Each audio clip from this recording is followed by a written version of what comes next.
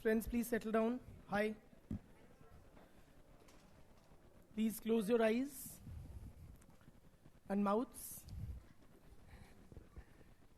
Please.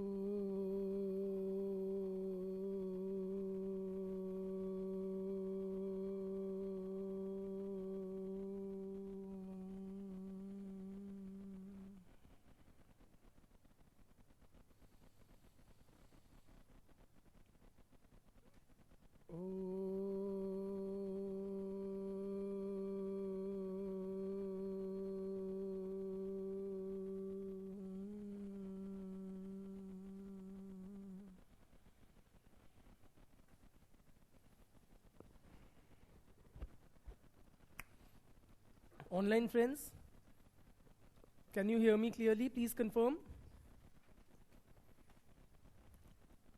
by typing in yes, if you can.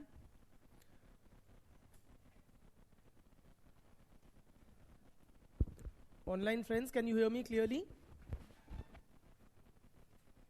Please respond. I'll then proceed.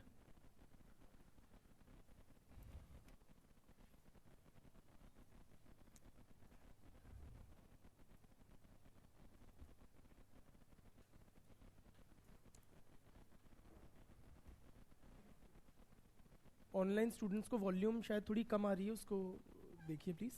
हाँ, चलिए. So in the last lecture we had discussed till new social movements, and then that standalone question, are social movements primordial in means and progressive in agenda? Taking off from there, what are new social movements, Bitya? Yes?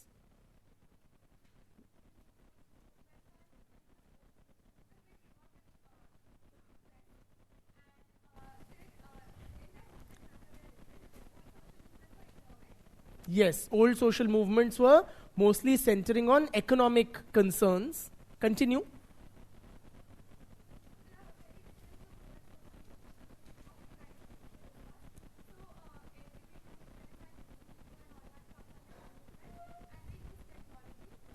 Good.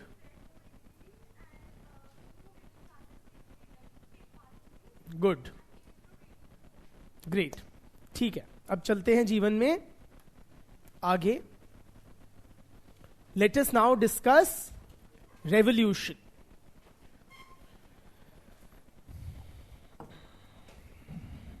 Revolution. What do you understand by this term? It's not like that it's not a new term. We've all heard this term. What do you understand by this term in normal English usage? Revolution. What does this term seem to indicate? Kranti it is. That's a good translation. But tell me more than that. Yes, you were saying? Sudden change. So when you use the term revolution, there is a sense of urgency, immediacy to it. है ना कि बस हो गया.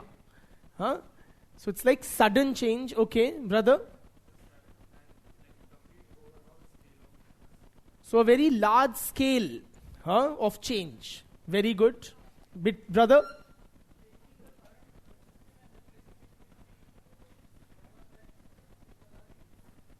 Very good.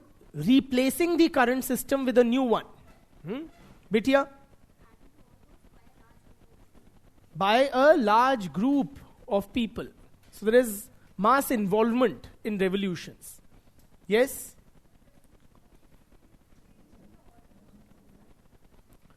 She's saying it is a change in the order of the society. Build up on that.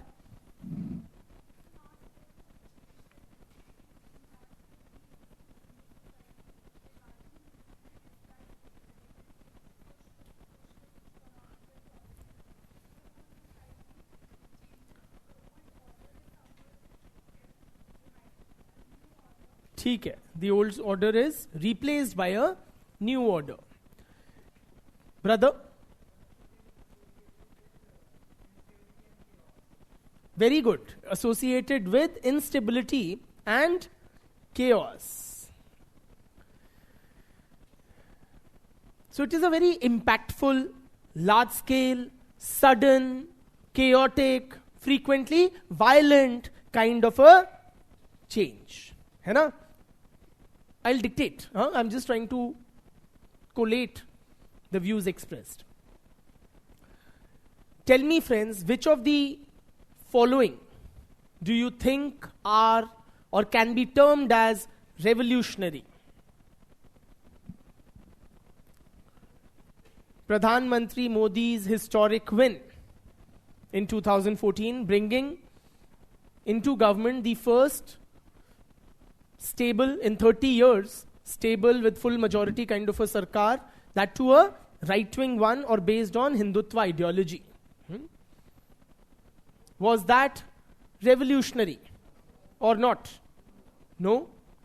Modi ji rejected like this? Doesn't like it. 15th of August, 1947.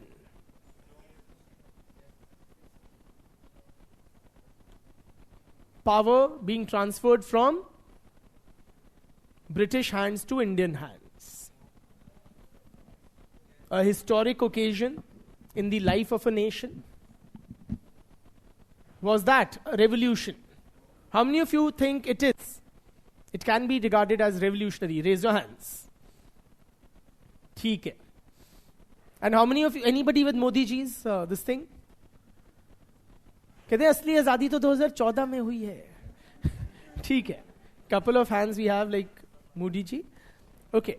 How about going back further in Indian history?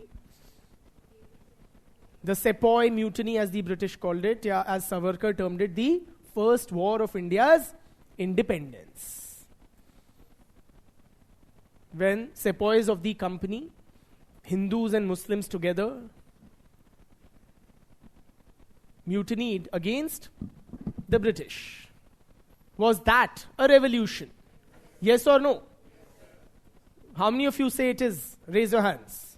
Large number of people. More possibly than those who considered the independence of India as a revolution. The Green Revolution. Raise your hands. You're like, sir, ये भी कोई पूछने की बात है? नाम में ही given है. That's almost every one of us. अरे, the Industrial Revolution. It's a given, sir. क्या आप बचपना कर रहे हैं? The French Revolution. Only these many people think it was a revolution. The White Revolution. दूध क्रांति या क्या दूध क्रांति श्वेत क्रांति ओके मतलब increased milk production. How many of you think that's a revolution? Raise your hands. ठीक है. Please appreciate, friends, many of these are not revolutions in the sociological sense of the term or in the political science sense of the term. Most of them are not, including the so-named Green Revolution, ya White Revolution. Revolutions, friends, I'll dictate also, but let's first try to grasp. Revolutions, first and foremost, are very, very rare events in the life of a people. It's not every day that you have a revolution. So much so that revolutions may take place once in the lifetime of a country, or may not occur ever at all. While in everyday English usage, the term revolution is used somewhat loosely and frequently, but in political science literature, या political sociology, the term is reserved for very limited social movements. What is the hallmark or the decisive characteristic of a revolution is that it brings about a near total transformation of the society.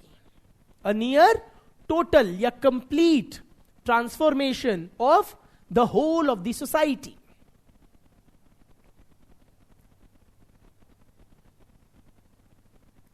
So revolutions does not refer to any change in the society. Revolution does not refer to piecemeal change. Revolution does not refer to incremental change. Revolution implies a complete transformation of nearly all aspects of social life.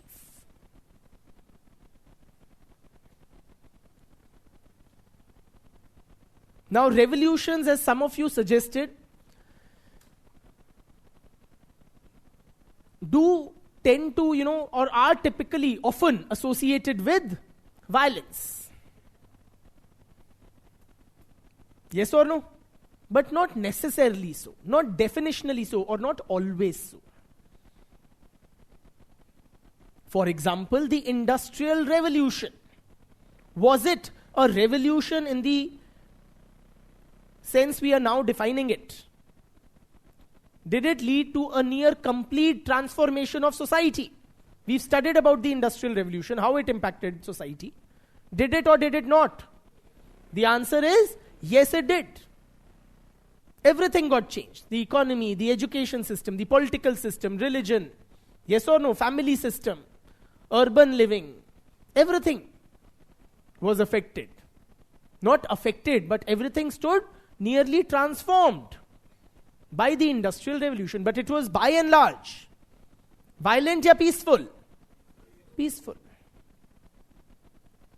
So it is the transformative impact of a revolution on the society which makes that event worthy of being termed as a revolution. Oftentimes, as another one of you mentioned, we associate revolutions with a sense of urgency. ऐसा लगता है बस हो गया. Yes or no? But again, they may be quite long drawn, such as again the Industrial Revolution, spread over several decades. Yes or no?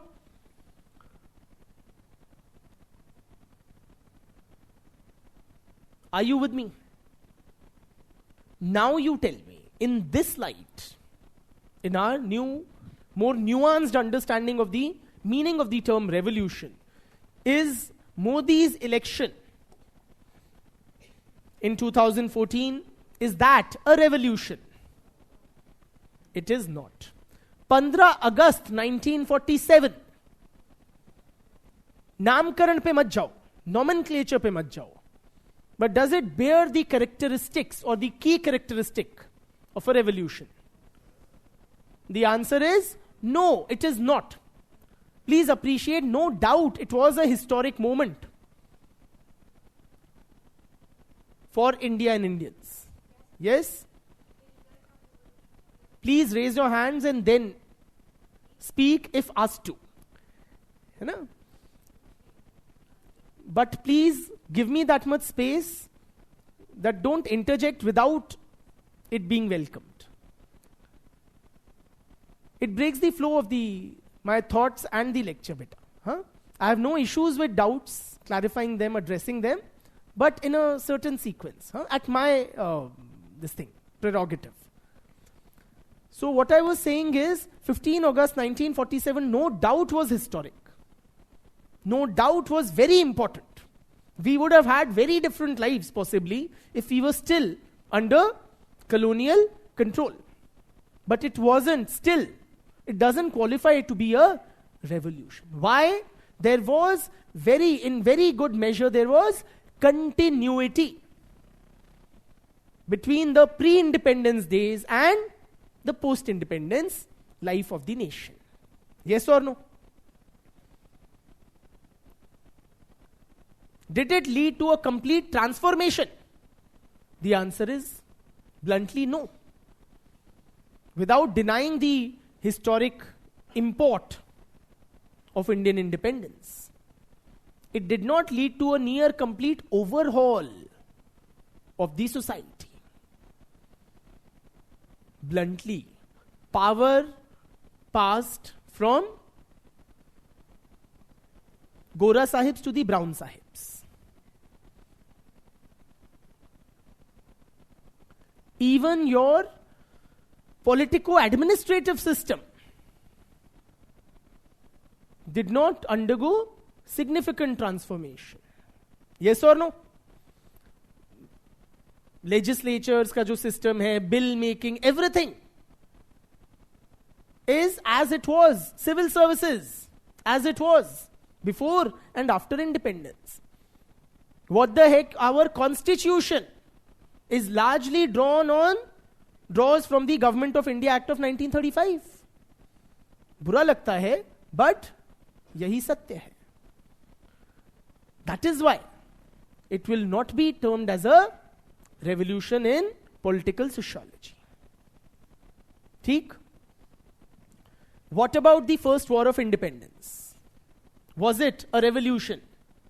Yes or no? I want a categorical answer. No. The Green Revolution? No. Despite the nomenclature. And again, not denying the importance of Green Revolution. It was important. Why? It made us self-sufficient in food grain production. Earlier we were importing subsidized and cheap food grains and were dependent on other countries to satisfy our hunger. We became self-sufficient in food grain production. Commendable kind of a development. But did it lead to, again उसी कसौटी पे हम देखते हैं कि क्या ये event खरा उतरता है, to be termed as or defined as a revolution. क्या इससे पूरा समाज तब्दील हो गया? The answer is no. So it is not a revolution. The Industrial Revolution was a revolution. The French Revolution was a revolution. The White Revolution was not a revolution. Are you with me? लिखो.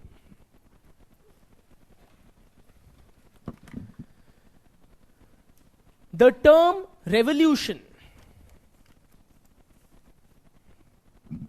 refers to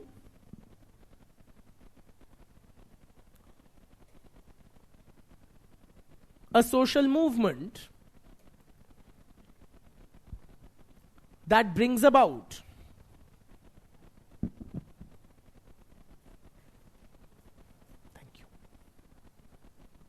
fundamental change. That brings about fundamental change in the economic, social,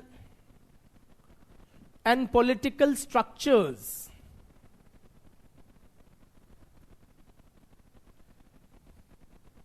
of the society.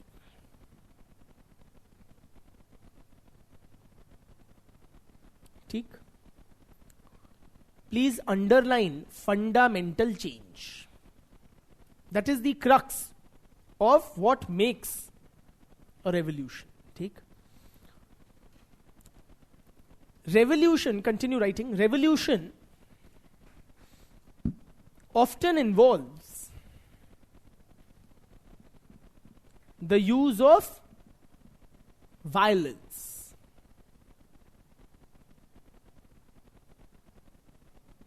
Comma, but not always so.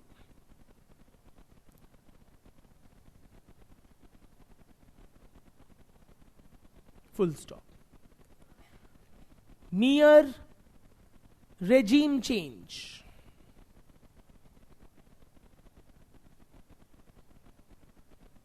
Mutiny.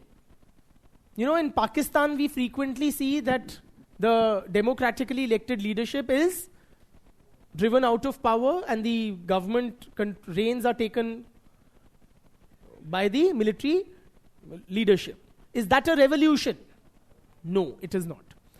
क्या लिखा है? Merely regime change, mutiny, rebellion, military coup,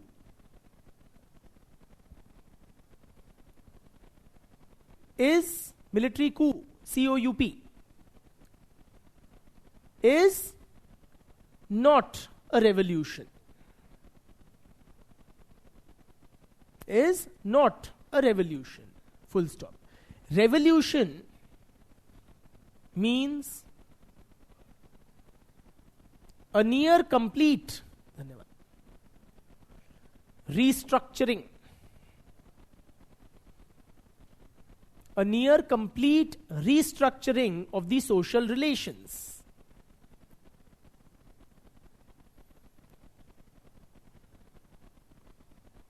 ठीक?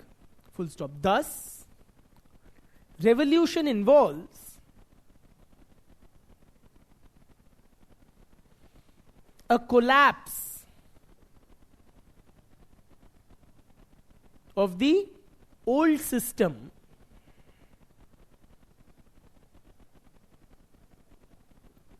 making way for a new social order. Making way for a new social order. ठीक? अब बताइए बिटिया, if you had any this thing which you wanted to raise.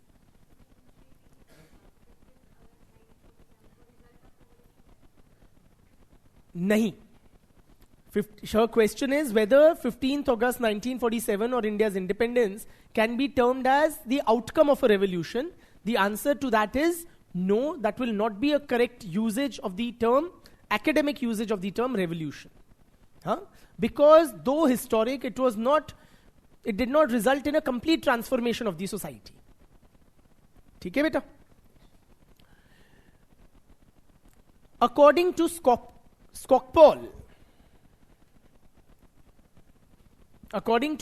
Skocpol,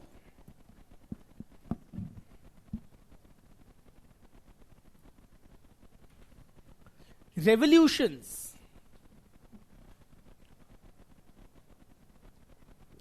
are rare and transformative events.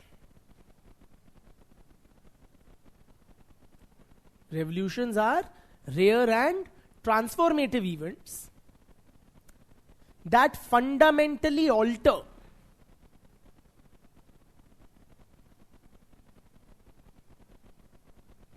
the social structure,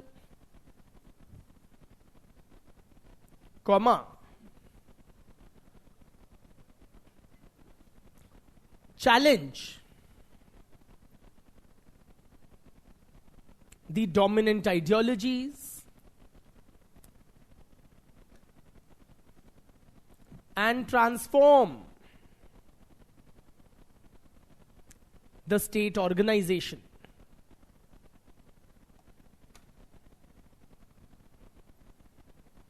ठीक?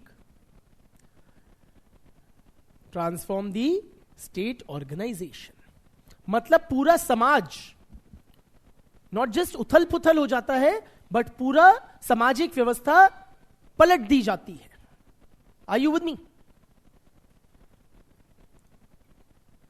मतलब things do not remain as they were prior to the revolution. There is a drastic change in how things were before the revolution and how they become after it. It is almost as if a new society has been created from the ashes of the old. ये बताइए, which ideology emphasizes upon the importance of revolution?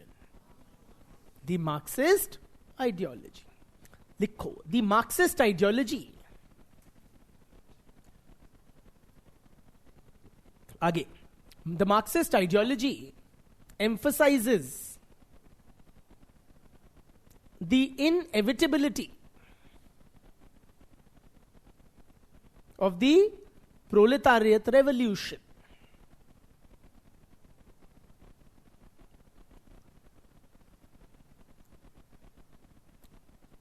Who's the gentleman in the photo? Lenin. Who was he? The leader of the Bolshevik revolution. You know, and one of the first leaders anywhere in the world to implement Marxism, having led himself the Bolshevik revolution. Lenin writes that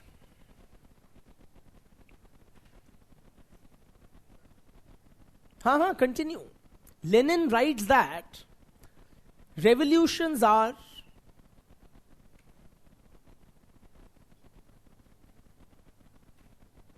in quotation marks, start quotation marks, festivals of the oppressed.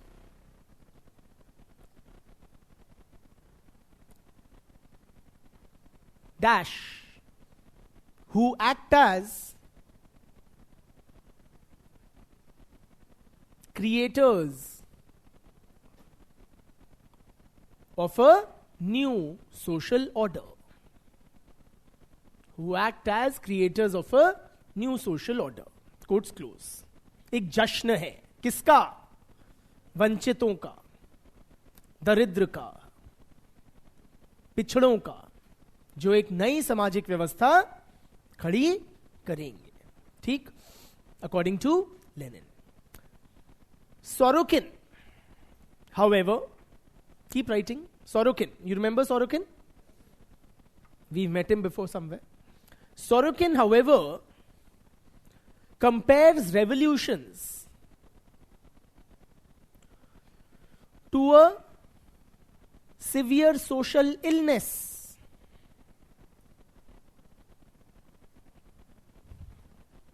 Sorokin likens revolutions to a severe social illness which can lead to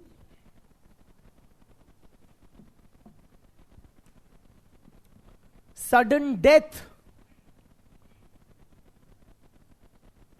of the social organism.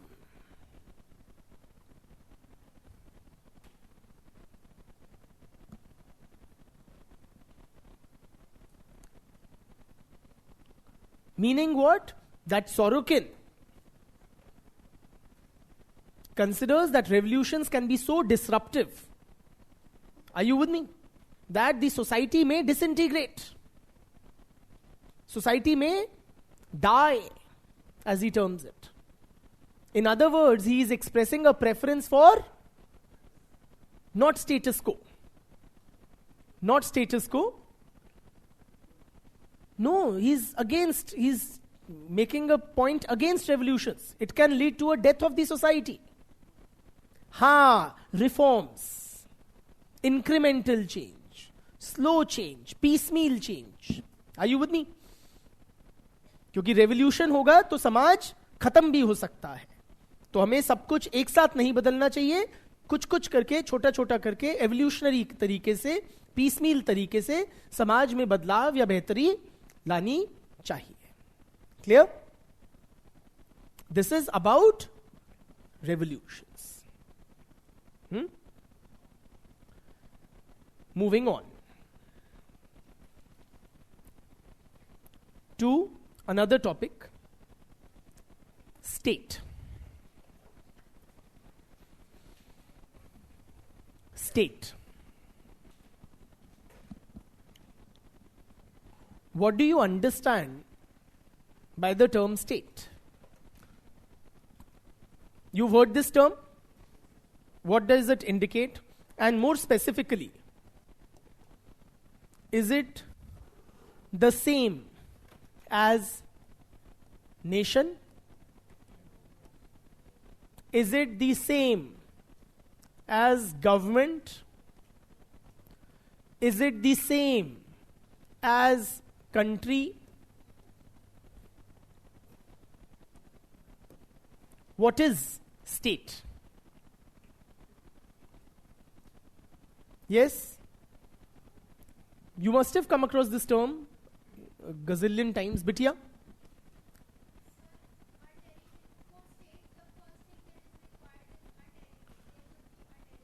You are right.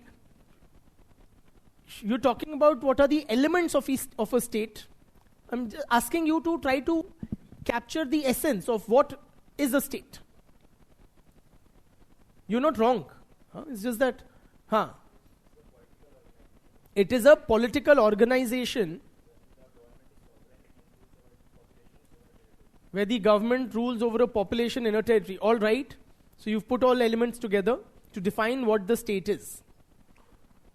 See, when we say the Indian state has taken certain actions, the Indian state has, say, made certain laws. The Indian state has attacked Pakistan, or declared war on Pakistan. Is it the same as the Indian government has done so and so?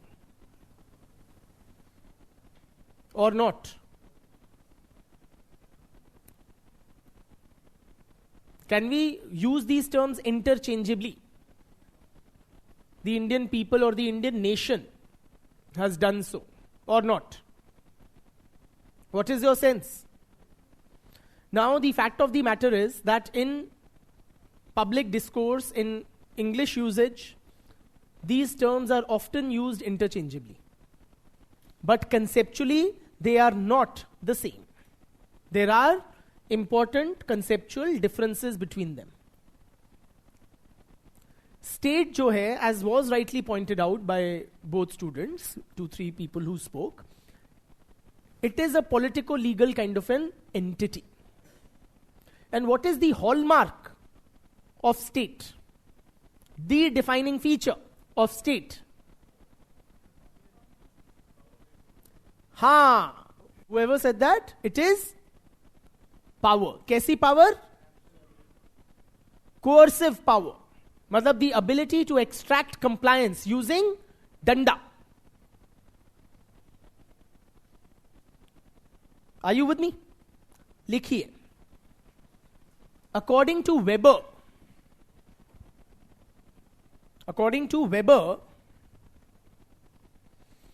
the state is a human community that successfully claims monopoly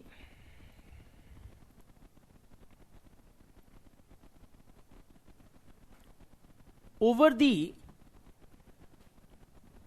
legitimate use of physical force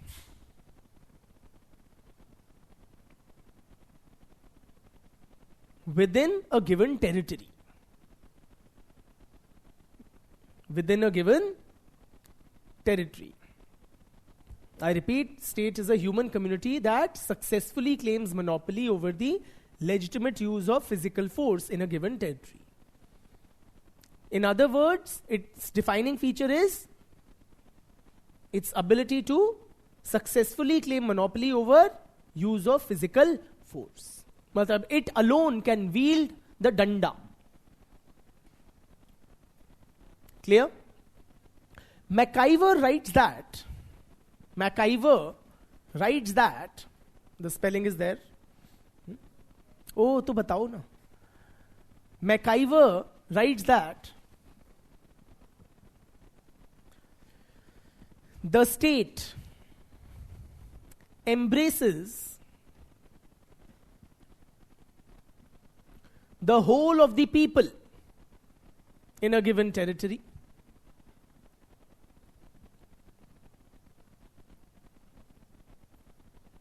The state embraces the whole of the people. In other words, friends, compliance to the authority of the state, is it optional or is it mandatory? Can I choose to say that I will not follow the laws passed by the Indian state, or I will not comply with its orders?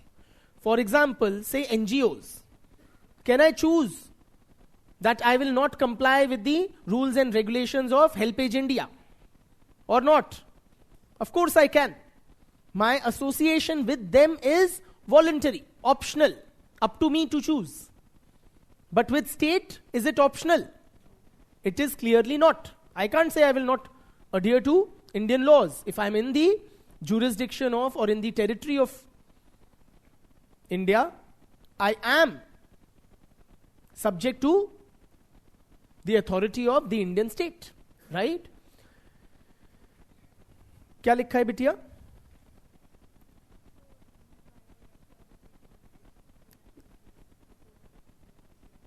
In a given territory and has the special function of, what is the primary function of the state, friends? The govern is too big and generic a term, and its meaning is evolved. Specifically, maintaining order. The special function of maintaining order. ठीक? Now, the state, friends, has, as was rightly identified by some of the students, 4 essential ingredients or characteristics. Now we are moving ahead. There are 4 essential elements of the state as follows. The first is territory. In no specific order.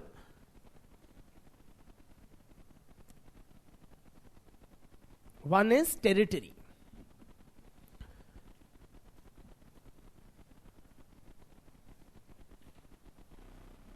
कितनी होनी चाहिए? अगर अच्छा, now coming to this aspect, friends, let me put it this way. The state is not the same as nation. The state is not the same as government. The state is same as country. What we in normal English term as country, in political science we use the term state very broadly. Okay? And quite correctly so. So एक country बनाने के लिए, एक देश बनाने के लिए कितनी टेरिटरी चाहिए? कितनी चाहिए? Sorry? Can it be like, what is the minimum size of a country? How much territory do you need? How much of geographical space? One territory? No, as in, how many square kilometers or something? I mean, sorry? 3, 4, 5 square kilometers. Can the country be that small? Yes, it can be. साफ बात है, there is no fixed criteria that a state should have at least this much territory under its jurisdiction. It can be very small, very small. For example, the Vatican City. It's something like, half a square kilometer or 1 square kilometer or something sort. Imagine that. मेरे घर से जो nearest mother dairy है ना, that is farther away. Really. Huh? So, or it can be as large a country as, say, Russia, spanning hundreds or thousands of square kilometers. Okay? The territory of a state, friends, please write, includes land, water and air under its jurisdiction. We generally associate it only with land, so I just wanted to clarify that. Includes the land, water and air in its jurisdiction. ठीक? Another characteristic or element is sovereignty. Sovereignty.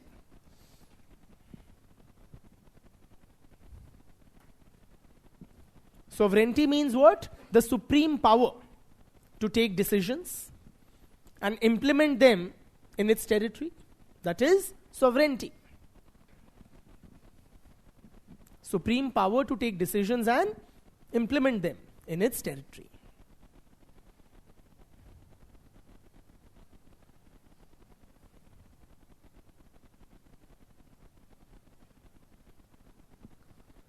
Now, sovereignty, friends, has two dimensions, external and internal. External dimension means what? That the state is not answerable to any external power or outside power, right? So the state sovereignty is not subjected to any outside power.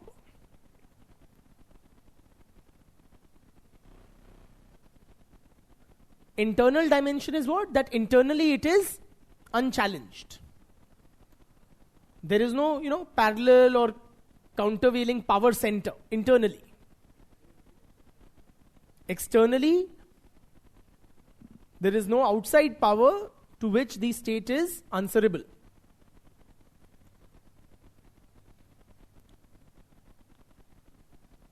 ठीक? Is Haryana a state? Is Haryana a state? Yes or no? No. Not in this sense of the term. We do call Haryana, Rajasthan, etc. states, but that's in a different usage. Okay? Why? Because Haryana की जो power है, क्या वो supreme या is it answerable to any outside power? Which is who? The center, the president. Yes or no? So वो supreme in that sense नहीं है. Haryana country नहीं है, for God's sake, and thank God for that. Right? Clear? The third characteristic is people. साफ बात है, देश बनाने के लिए लोग चाहिए, वरना जो सुप्रीम अथॉरिटी है वो किस पे इंपोज करोगे? सॉवरेंटी है, it is subject to yes और नो, लोग तो चाहिए जिस पे राज करोगे. इसीलिए अंटार्कटिका वास्ट टेरिटरी है, but it's not a country. लोग ही नहीं है, क्या देश बनाएंगे? ठीक है, तो देश बनाने के लिए लोग होना आवश्यक है. That goes without saying. कितने? Can we guys constitute a country? कितने भी चलेंगे हैं, 100-200 लोग. Can they be a country और a state? The answer is yes. So again, there are no theoretically or practically there are no minimum or maximum limits. Again, you can have countries with very small sized populations, like the Vatican City again, with a population of around 1,000-2,000 people, less than the population of Rajendra Nagar. Yes or no? But it's a country. Or it could be as populous a country as a China or in India, 1 billion plus people. ठीक? And the fourth characteristic is government.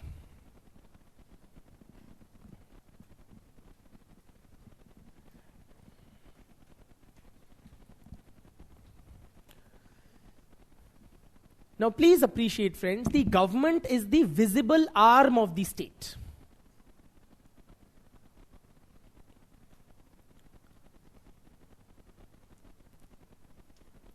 Meaning what? The practical expression of state power is through the government, through the agency of the government.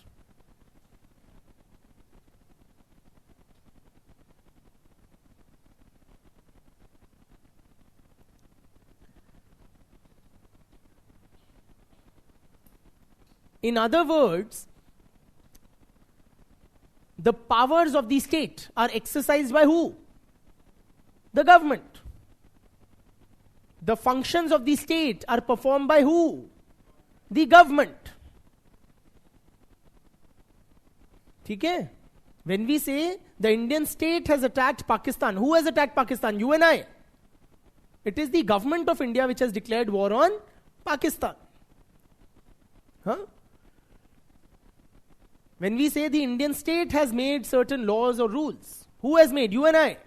It is the government of India on behalf of the Indian people which has made the rules. ठीक?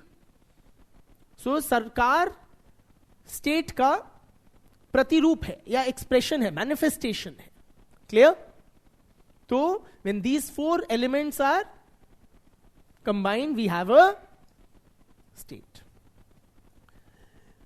And then there is a fifth, somewhat contentious element. Contentious in the sense, some scholars are of the view that it is a necessary requirement for a state, while others are not so sure about that. And that element is international recognition. International recognition.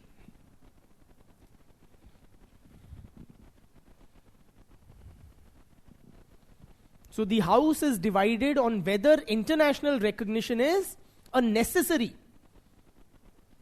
element of a state.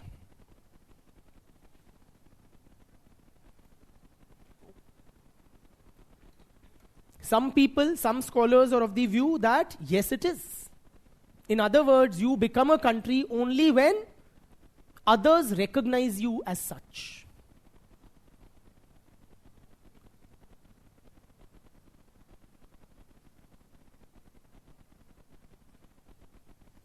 So only when others recognize you as a state. And how would others recognize you? The international community, say you get membership as a state in international forums or organizations like the United Nations. If other countries establish full diplomatic relations with you, ठीक?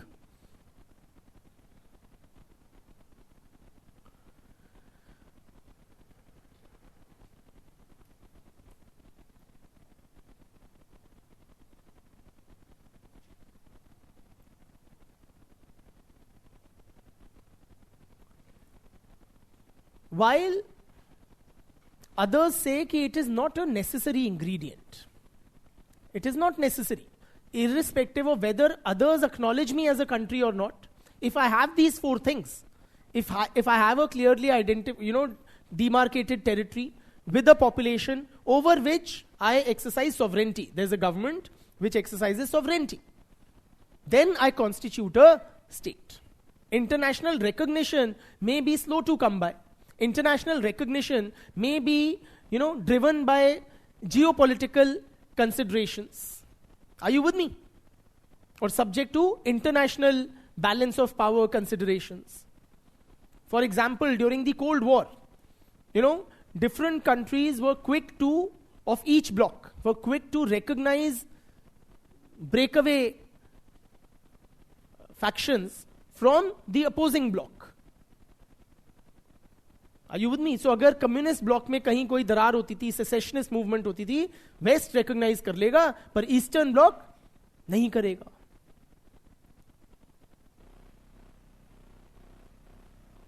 So the house is divided on this. We can't say whether it is an essential element, but clearly it has an importance. That is why you see even till date, whenever you have any secessionist movements क्या? They are trying to establish a new country by breaking away from an existing one. All secessionist movements, no matter which part of the world, they have their international, outreach. They try to involve the international community, seek recognition. For example, the LTT, striving for Tamil Eelam, that strove to include the international community. The Khalistan movement in India would strive for international involvement, recognition, and so on and so forth. ठीक है ना? So that is about state. ठीक? Moving on to now understanding. May I?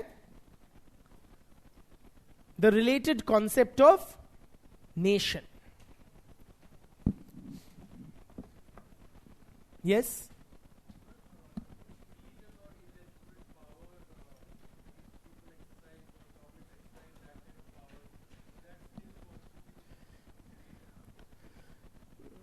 There is a presumed legitimacy associated with the power of the state.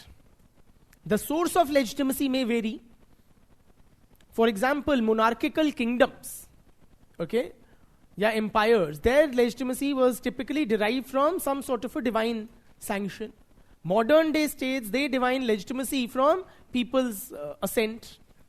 Okay? you may, in any state, you will have almost, मान के चलो, some segment which considers the power as illegitimate. Okay? But if in the broader scheme of things, if by a very large section of the population it is regarded as legitimate, and by legitimacy it need not necessarily or only be democracy. Okay? It could be a military rule or whatever also. खैर, अब चलते हैं to the concept of nation. What do you understand by this word nation? And how is it different from state? बताइए, brother.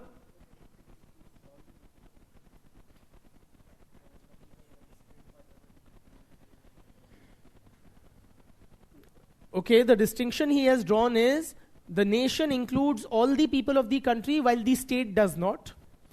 Respectfully, that is incorrect. Okay? Are we a part of the Indian state? As non-civil servants? Are we part of the Indian state? Yes or no? Yes, we are. Bitya?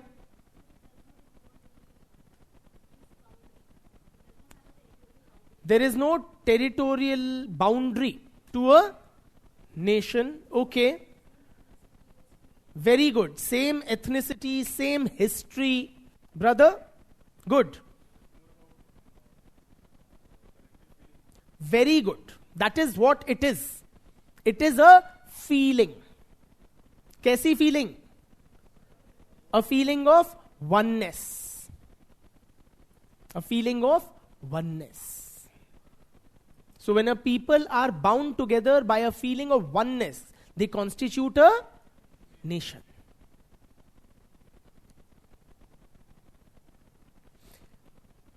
Simply friends, जो state है ना, it is a politico-legal entity.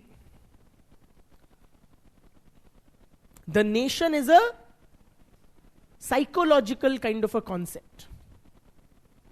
It is something that we feel. It's a feeling of oneness or unity amongst a group of people. And what unites, मैं लिखवा भी दूंगा, what unites this group of people in a nation? It is a shared history, a shared culture, shared ethnicity. ठीक? लिखो. Nation.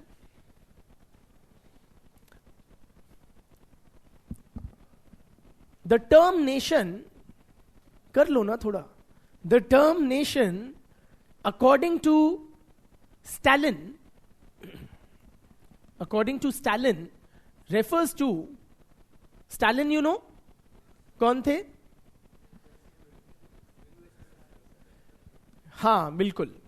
Soviet leader, ruler. The term nation, according to Stalin, refers to a historically constituted, stable community, a historically constituted, stable community of people formed on the basis of which element of culture you think is the most salient or important in the formation of nations? Language, bilkul. On the basis of common language, comma, territory, comma, economic life, and psychological makeup.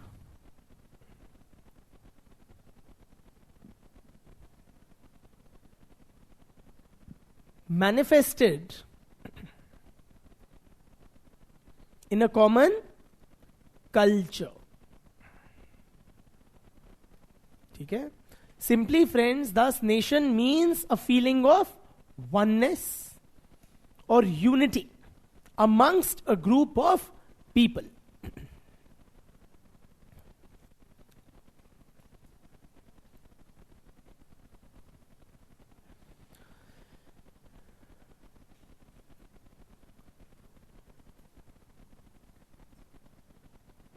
Nation state क्या होता है? There's something called nation state. Nation dash state. Nation state is when national boundaries and state boundaries coincide. When national boundaries coincide with state boundaries, it gives rise to nation states. मतलब क्या? कि those who feel they are one people because they share the same or speak the same language or they share the same culture, when they become one sovereign country, then that is known as nation state. Clear? Now I'll just give you a brief historical overview of the formation of nation states. Nation states kind of were formed in Europe, say from 18th to 20th centuries. They began to be formed in Europe in the 18th centuries, and then that process went on till about 20th century. It was in the aftermath of the Treaty of, very good, Westphalia, Westphalia. Westphalia is in Germany. So there was a peace treaty in Westphalia in 1648.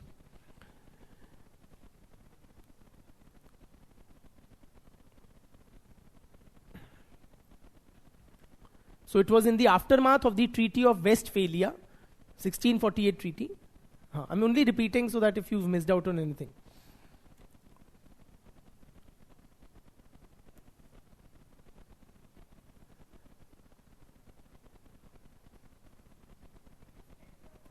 Westphalia.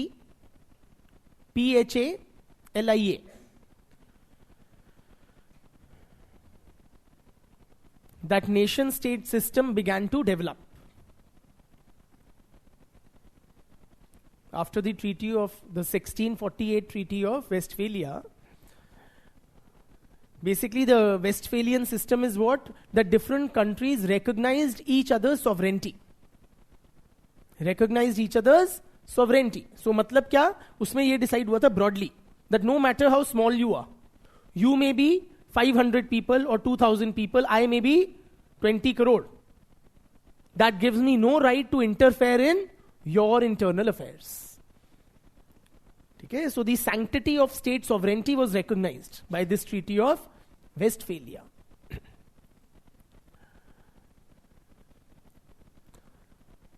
So what I'm saying is that in the aftermath of the Treaty of Westphalia, during the 18th to 20th centuries, a large number of nation states emerged. Meaning what? Prior to the Treaty of Westphalia, okay, or prior to this period, did you have states or not? You did. But those were not nation states. You did have independent or sovereign entities, political units.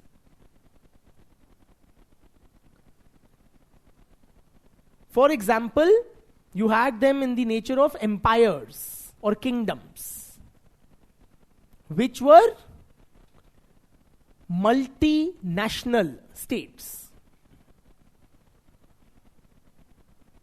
Before the emergence of nation states, you had empires which were multinational states. Meaning what? That within one empire, one sovereign unit, there were different groups of people who amongst them did not feel a sense of oneness.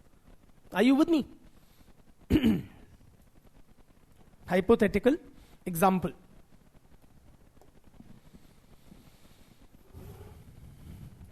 Say, this is a large empire. Say which one? The Habsburg Empire, या Roman Empire, या कोई empire. Now, within this empire, this territory where the Roman king reigns supreme, Okay, or later you had this Ottoman Empire, है ना? Whatever empire, you would have multiple nations. Matlab, people belonging to different ethnic groups, speaking different languages, following different customs. Are you with me? Now, empires started to give way to nation states. In other words, say a large empire is there, it would start breaking up. In the sense, in this territory, in this large empire, you had those who speak the French language, eat French cuisine, wear French dress, follow French customs. So, the French-speaking, French-eating vagera people, they decided that we should have our own sovereign entity. So, the French nation then constituted the state of France. Are you with me? Likewise, the German-speaking, German-eating, German dressing, Germanic people constituted Germany. And so on and so forth. The Portuguese-speaking, etc., they would constitute Portugal. And so on and so forth. Okay, so this process took place, resulting in the emergence of a large number of nation states. The erstwhile empires, which typically in their sovereign ambit reigned over multiple nations. I hope it's clear now. Nationality is a sense of oneness arising out of a shared culture. These empires, they ruled over multiple peoples. Matlab, those following different cultures, they come under the same sovereign umbrella. But now they were being replaced by nation states. So there was growth of nationalism in Europe. Growth of nationalism in Europe and the formation of nation states.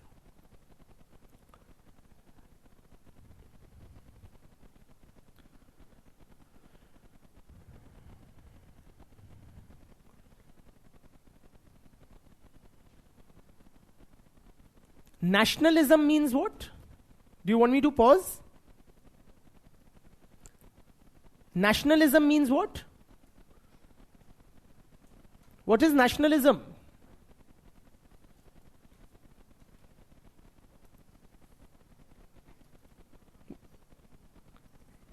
Feeling of oneness? Hindi में बोलो. राष्ट्रवाद. हाँ. See, please write down. Nationalism is a political principle and sentiment which considers that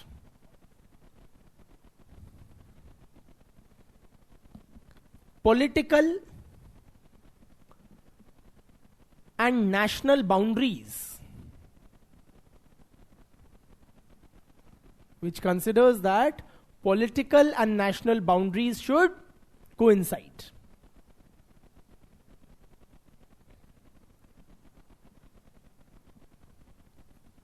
ठीक है?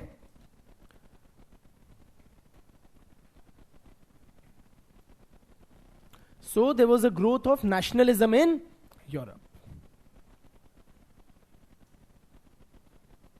And this nationalism grew on the principle or on the premise of what? What was the underlying principle?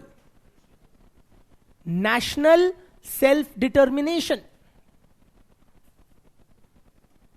The underlying idea was of national self-determination.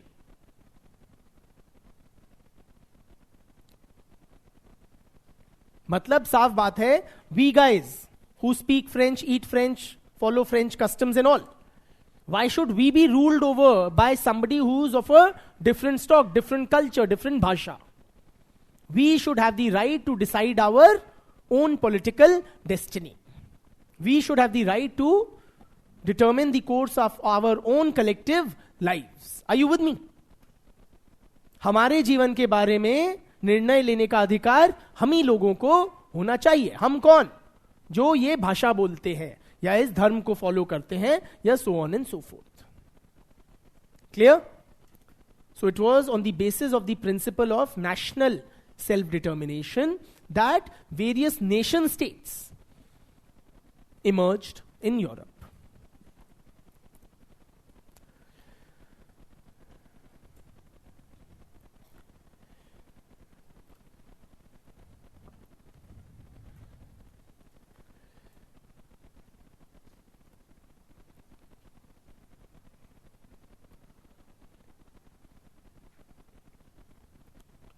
Growth of nationalism and emergence of nation states in Europe coincided with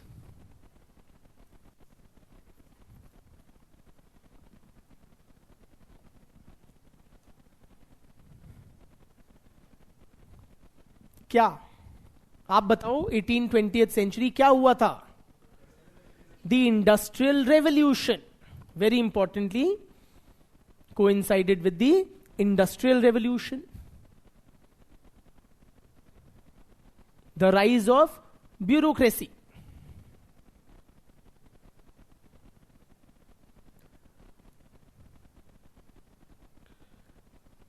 Development of mass media. Mass education.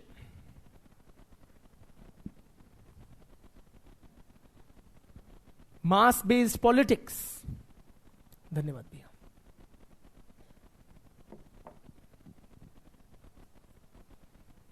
ठीक है.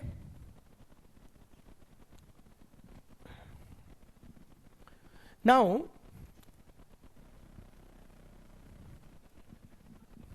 Benedict Anderson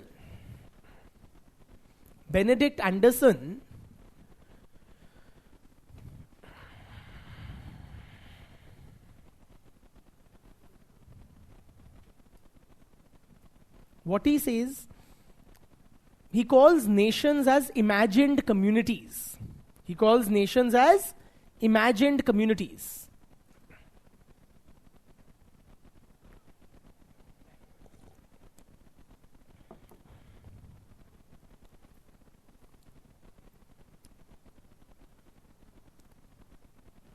Why? Let us try to appreciate. What do you understand by the word community? What do you understand by the word community? What does it indicate? हाँ, कैसा group of people?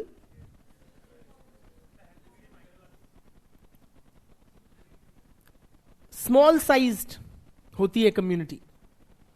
So it's a relatively, I'm just explaining what community is, then I'll explain why does he call them imagined communities. So a community is characterized by its small size, regular face-to-face interaction amongst its members, intimate relationships, and therefore a strong sense of belonging or attachment.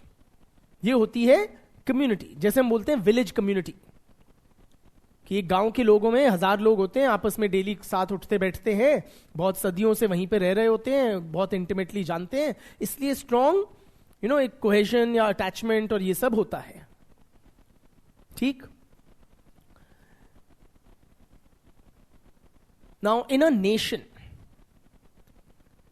what has happened, friends? Earlier, long back, people used to live in small sized communities, and it was obvious or natural that they develop a strong sense of attachment in these communities, right?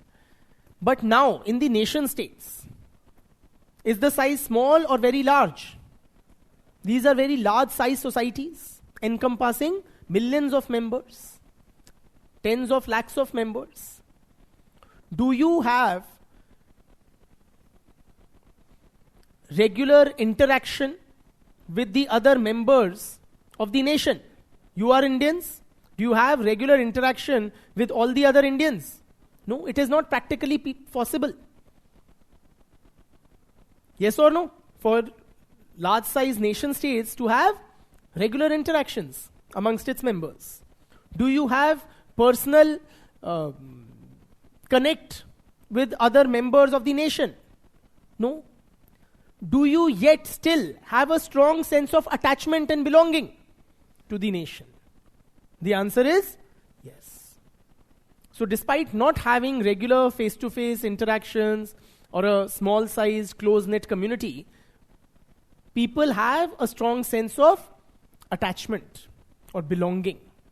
That is why he termed this as an imagined community. ठीक है? हमें लगता है हम सब एक हैं, being भारतीय और being Indian.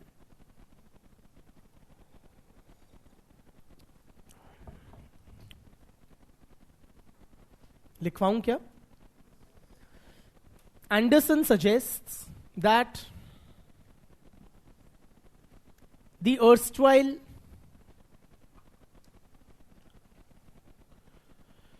small-sized communities have been replaced by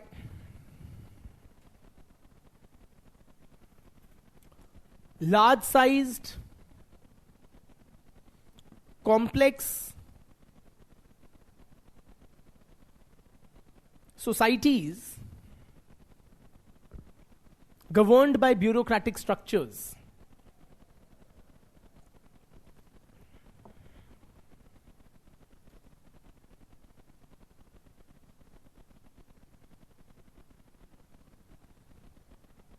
Full stop.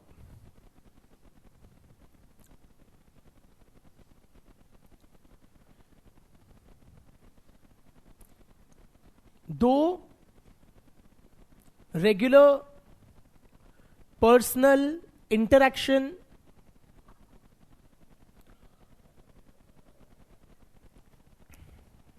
amongst the members of a nation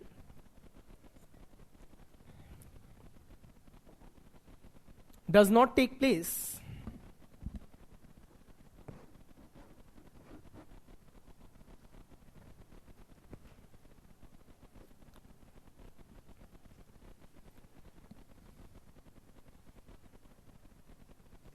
yet there is a strong sense of, a strong feeling of oneness, attachment.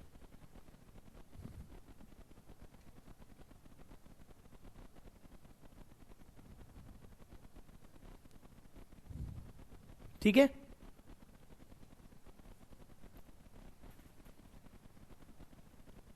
Hence he calls them imagined communities. He calls nations as imagined communities.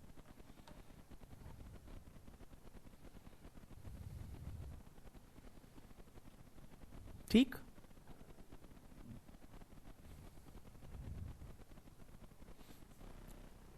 Clear? Now friends, moving ahead.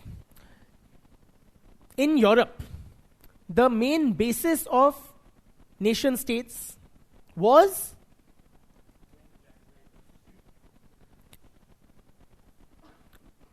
a shared culture, right? Or a common culture. Nation state formation was based upon a shared or a common culture. Yes? In other words, these nation states, European nation states, were created on the basis of cultural homogeneity. Yes or no? जो French culture follow करते हैं उन्होंने France बना लिया अपना, जो German culture follow करते हैं उन्होंने जर्मनी, इटालियन कल्चर ने Italy and so on and so forth. So in Europe the growth of nationalism, nation state formation was on the basis of cultural homogeneity. ठीक? Now in the 20th century, friends, there was a wave of decolonization across the globe. By the middle of 20th century, many ex-colonies became what? Independent states. They became independent countries, including India.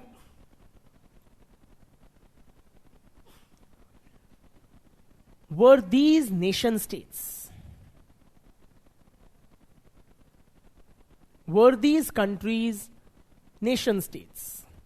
The newly independent countries, ex-colonies. were they characterized by cultural homogeneity? Are we even today characterized by cultural homogeneity? The answer is no. And so was the case in most other ex-colonies. They were characterized by cultural heterogeneity of the craziest kind. Yes or no? हमारे यहां एक ढूंढोगे 100 विभिन्नताएं मिल जाएंगी, languages की, religions की, racial this thing, yes और no, हर type की. कुछ तो सेम हो हम लोगों में. ऊपर से हमने उसमें एक और चीज डाल दी, thousands of castes. Are you with me?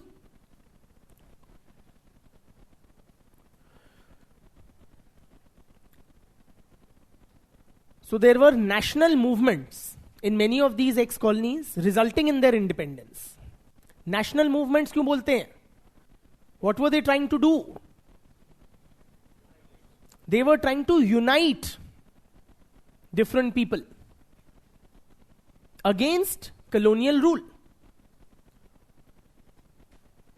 Are you with me? Including in India, we had a nationalist movement.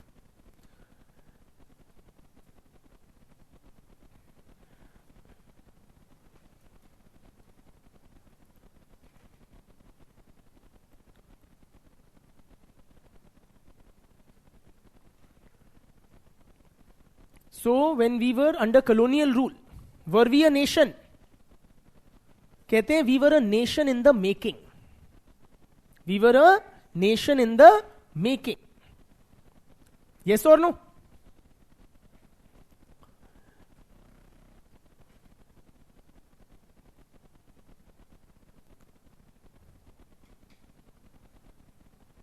Today, या ऐसे बोलते हैं कि the founding fathers were involved in, engaged in nation building.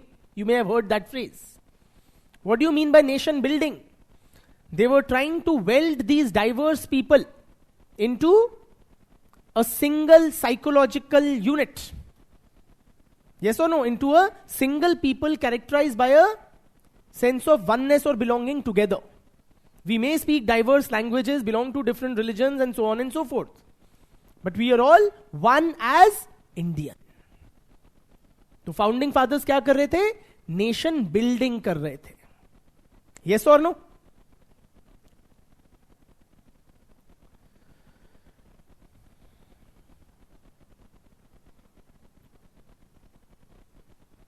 Have they been successful?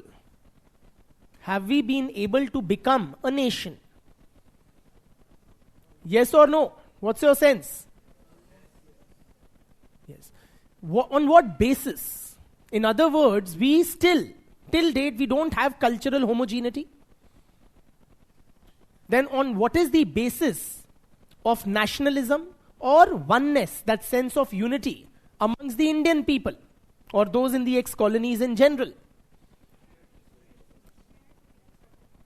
Shared freedom struggle. That is one. What is the key element? What binds you, Hindi bhashi lady, to that Bengali speaker, to that Tamilian? बताओ, कुछ bind करता है आपको इनसे, या मैंने उनसे कुछ लेना देना नहीं? Our shared citizenship. We are one because we are all citizens of India. We are one because we owe allegiance to the constitution, that single constitution of India. In other words, friends, now our understanding of nations has evolved. Nations are of two types. One is what we call ethnic nations. Ethnic nations.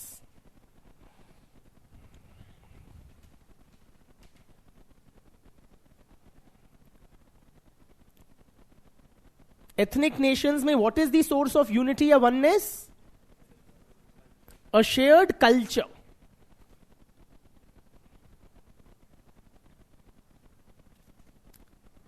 And the other is what we term as civic nations. Civic, C-I-V-I-C.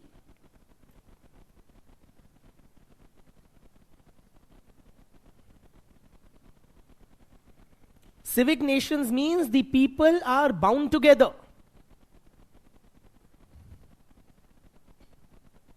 by the constitution, by their citizenship.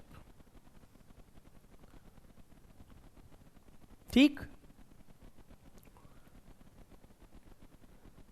So the European nations are which? Ethnic nations. India is a civic nation. ठीक?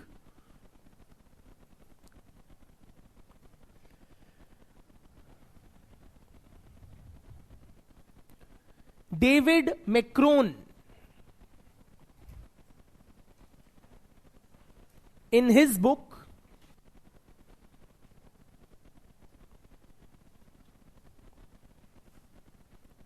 The Sociology of Nationalism,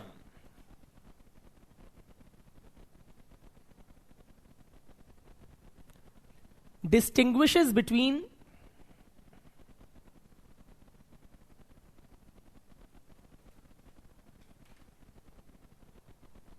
ethnic and civic nations.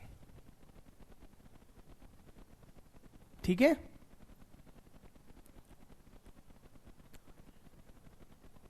The Sociology of Nationalism. That's the title of his book. In civic nations, the national sentiment arises from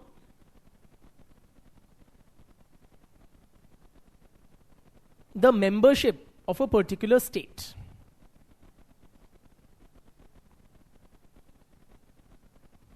The membership of a particular state. Full stop.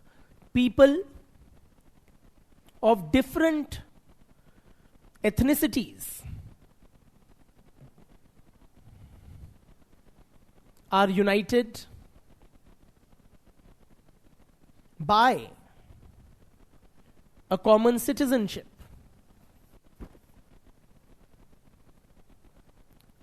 Instead of a common ethnic background.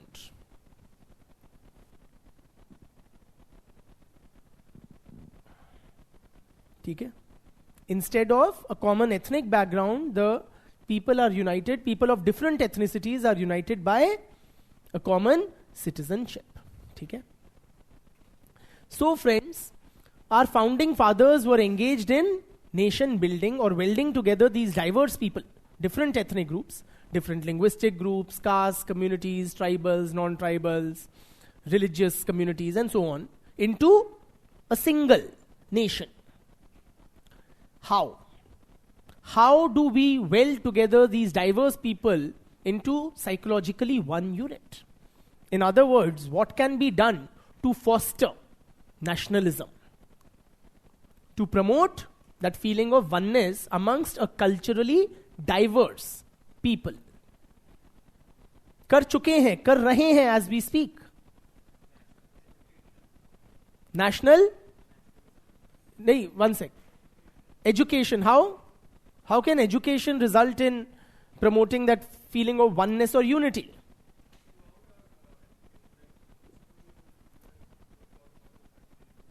Absolutely. Yes. Very good. बिटिया? एक भारत श्रेष्ठ भारत. क्या है ये scheme?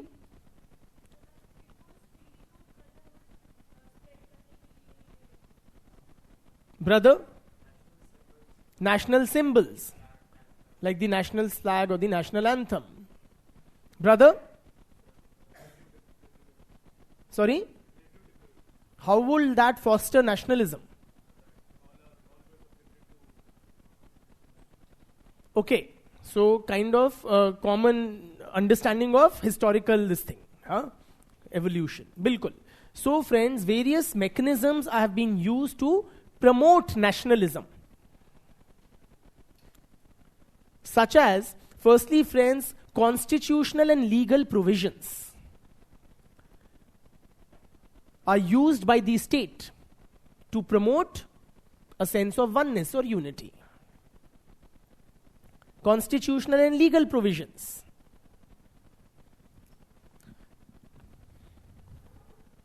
Such as the very fact that we have a single citizenship, a single constitution.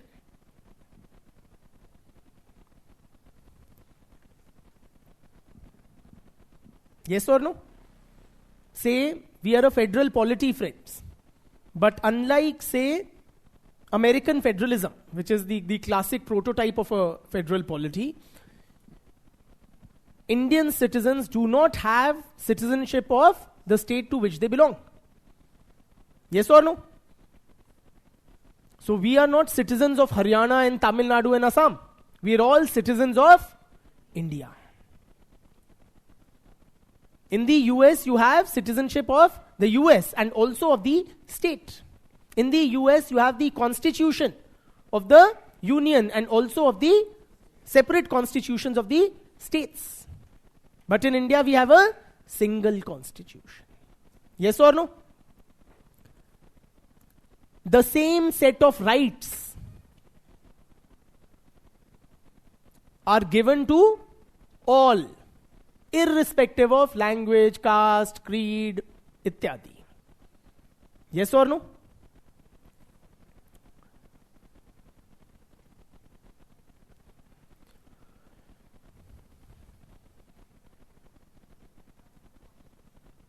Yes, constitutional and legal framework. Huh?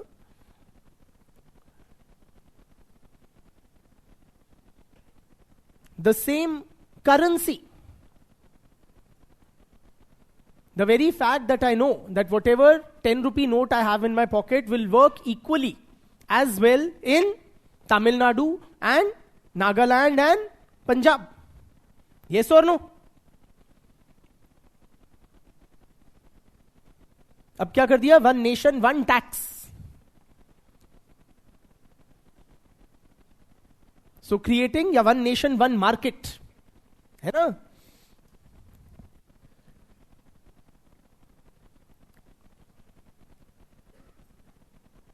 The railways connects people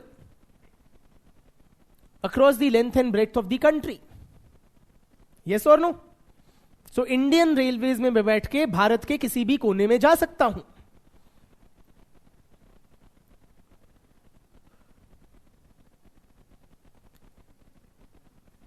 Sorry, not constitutional or legal provisions, but beyond. Or very importantly, yes, of course. Also, so various such provisions. Also that, क्या नाम है तुम्हारा? Yes, what he was saying. Through the education system. Through the education system. Particularly the teaching of which subject plays a very important role in promoting nationalism. History. Very correct.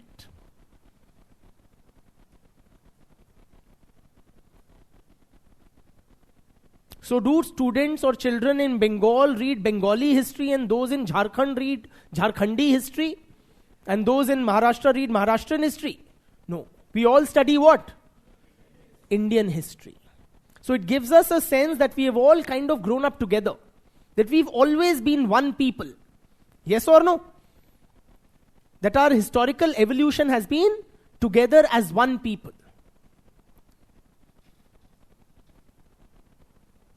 We don't study about freedom struggle in Punjab and Bihar and UP and this. We study the freedom struggle of India or the national freedom struggle.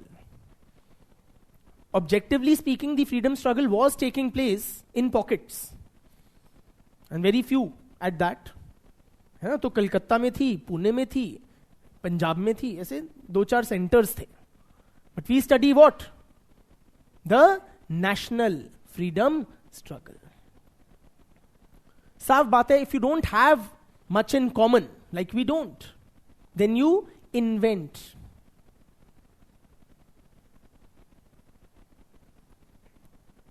Stuff like some symbols of common allegiance or common identification, such as the national flag,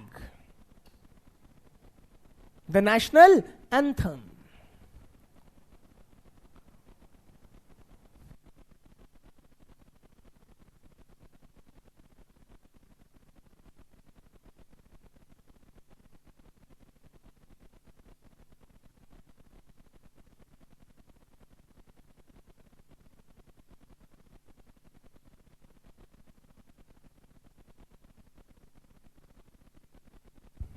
Hello?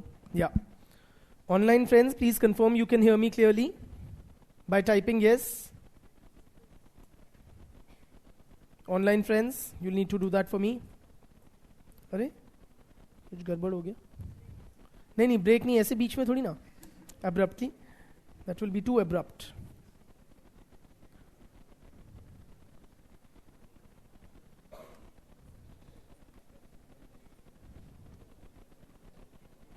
So, let me continue, assuming everything is all right online. Acha nahi, I've come back. Just give me a second.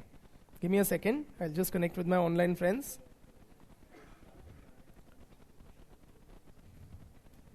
Yeah. So, where was I? The personification of the nation. Dhanyavad. Kuch nahi, ho gaya. The personification of the nation in the form of, say in India, Bharat Mata. क्या mother Vadar? Motherland. Bharat Mata. Yes or no? And it's not just an Indian thing.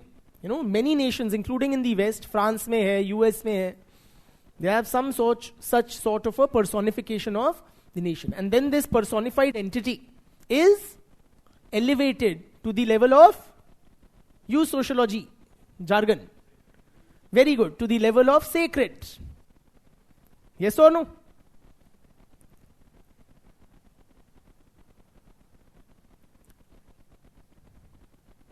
Also,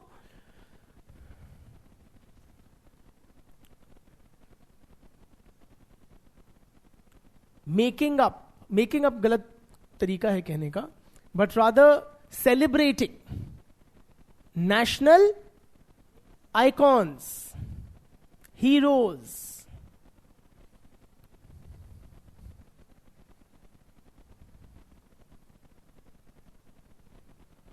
Yes or no? Bhaiya, Mahatma Gandhi, is he the father of Gujarat? He is the father of the nation. Yes or no?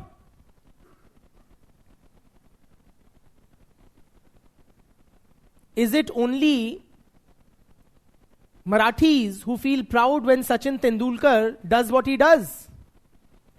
No. He is the pride of India. Is it only the Bengali heart which swells with pride when Rabindranath Tagore or his Sangeet, his whatever, receive worldwide applause? Yes or no? No. So these are national icons, national heroes. ठीक?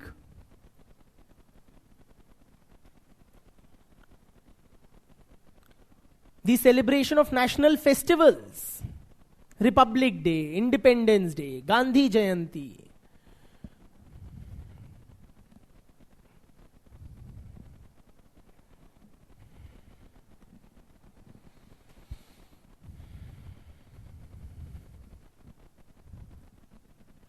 And friends, nothing, literally nothing promotes nationalism as much as a common enemy. Very good. In other words, during wartime, there is a surge in nationalism. Yes or no? When there is a war-like situation or any fear or threat of external aggression, it tends to unite people within, tapering over or, ignoring the differences within. ठीक? It could be during warfare, or it could be, say, during sporting rivalries. Say, in India-Pakistan match. Right? So these are all ways of fostering a sense of oneness amongst a culturally diverse people. ठीक? अच्छा, another possible method is promoting a common culture. Promoting a common culture.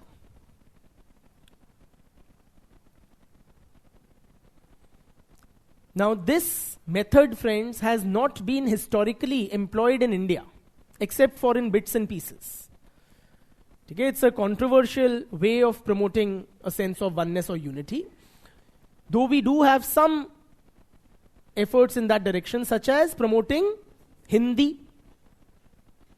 So you have some efforts or, official this thing to promote Hindi, such as the celebration of Hindi Divas, and so on and so forth. But it has seen a very strident backlash from the non-Hindi speaking states, particularly Tamil Nadu. Okay? So it has been kind of not employed to good effect. More recently, as we speak, there are efforts to promote a uniform civil code. Okay, so that is another one of the arguments for a uniform civil code is it will foster a sense of oneness or unity. Simply, presently, things as they stand, different religious communities, or particularly Muslims, okay, they have their own separate, their personal affairs are governed by their personal laws, which are from Islamic framework, right, from Sharia and Quran.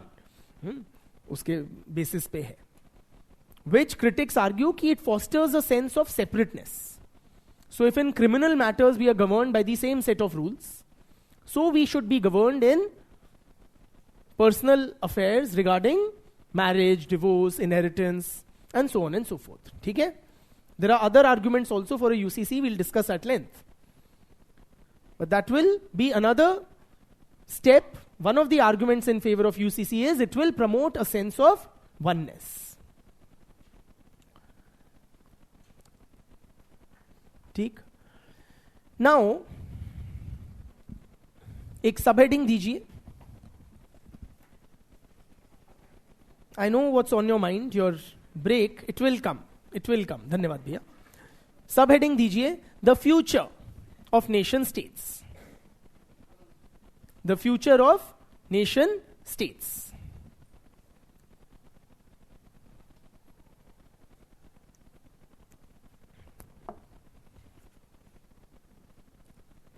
What is your take? Is the future of nation states bluntly bright? या अंधियारे में? मतलब, is the time of nation states over? There is, popular school of thought which holds that nation states is an outdated concept. It is an outdated concept. The world operated well, organized in the terms of nation states during the 18th, 19th centuries. But today, in the 21st century, the concept of nation states has outlived its utility. It is not in sync with the present times. क्यों? क्या ऐसा बदला है? Yes.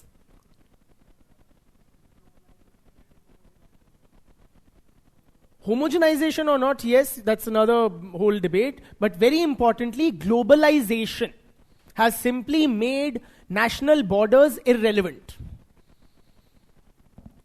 They are becoming increasingly, national or state boundaries are becoming increasingly irrelevant because of increasing global integration.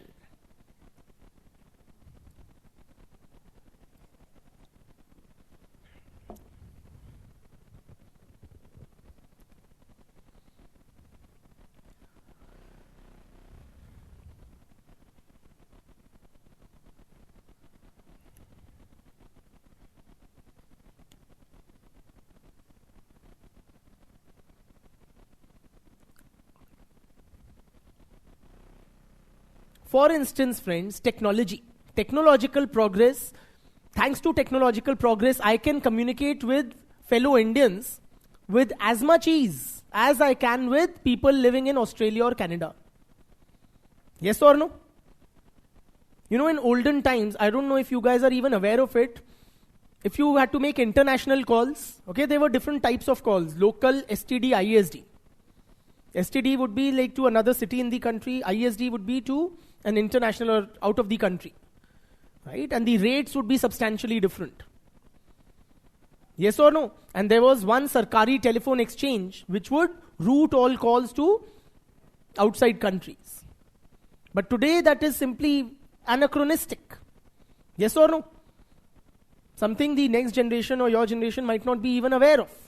Why? Because through WhatsApp, through Zoom, through mails, I can connect as easily, as real time, as cheaply or zero cost with people across the globe. So जो national borders है ना, they have become immaterial as far as communication या exchange is concerned. Yes or no?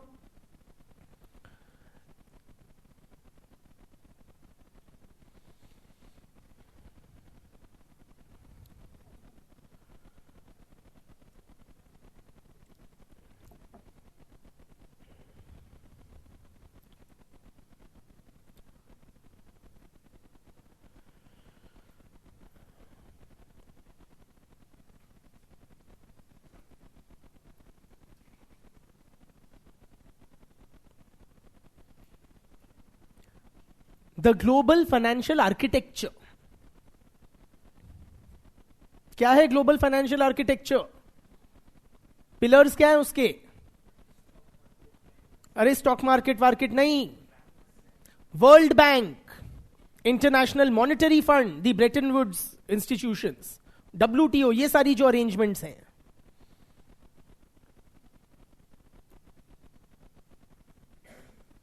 They have significantly eroded state sovereignty.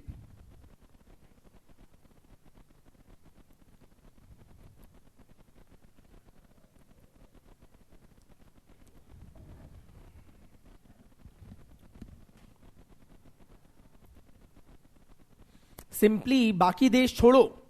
When we opened up our economy in the early 1990s, was it our sovereign decision? साफ बात है, we were compelled to adopt the structural adjustment program because of the forex reserves crisis that we were facing. Yes or no? So we were forced to open up our economy to multinational corporations.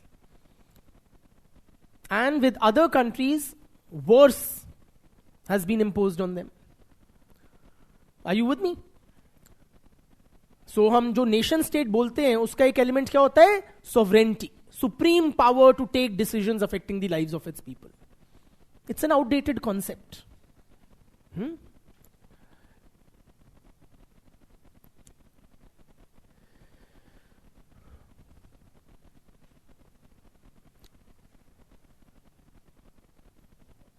Yes. Likewise, friends, we have also witnessed the growth of supranational bodies. Supranational bodies. यानी जो regional integration indicate करती है. Bodies like European union या ASEAN.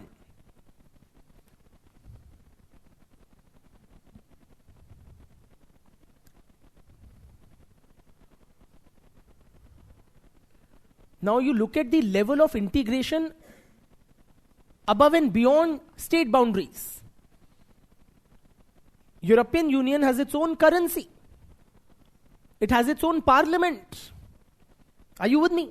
I think they also have a foreign minister or something. Yeah? Foreign policy chief or whoever. Matlab something which you would conventionally attribute to a state. Yes or no? What about SARC? Where will you place SARC?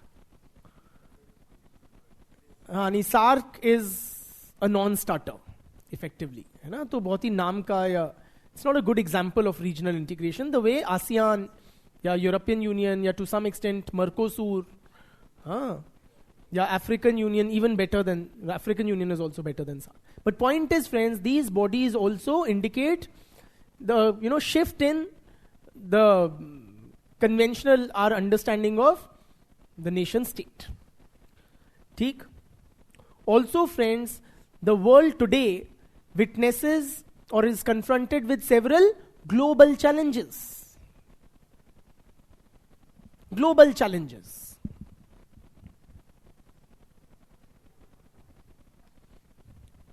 Matlab, which cannot be dealt with by nation states.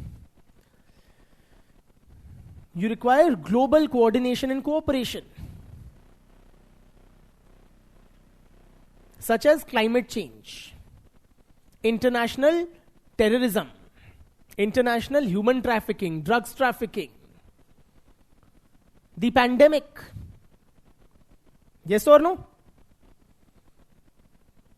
तो ये nation states की boundaries और जो वो है ना territoriality वगैरह, वो सारा एक आउटडेटेड कॉन्सेप्ट हो गया है.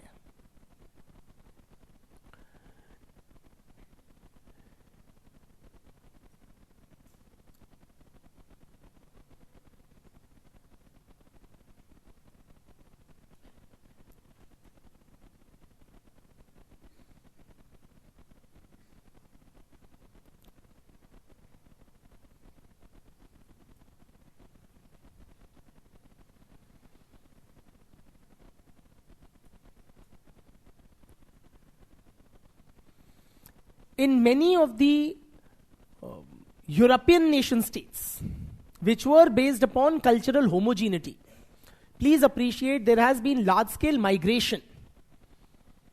So many of these European nation states also today have substantial population of ethnic minorities. So जो उनकी cultural homogeneity थी, which was the basis of nation state formation, is now a thing of the past. So they are at a loss of how to deal with the minorities. Are you with me? France में एक substantial Muslim population है और उनको नहीं पता. In contrast से India, we have had a long history, a very long history, civilizational history of plurality and cultural heterogeneity. हाँ?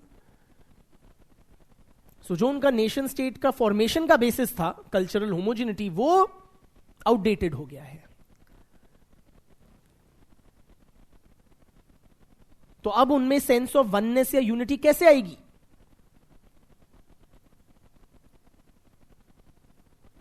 मतलब a new compact will have to be entered into between different ethnic groups. हाँ?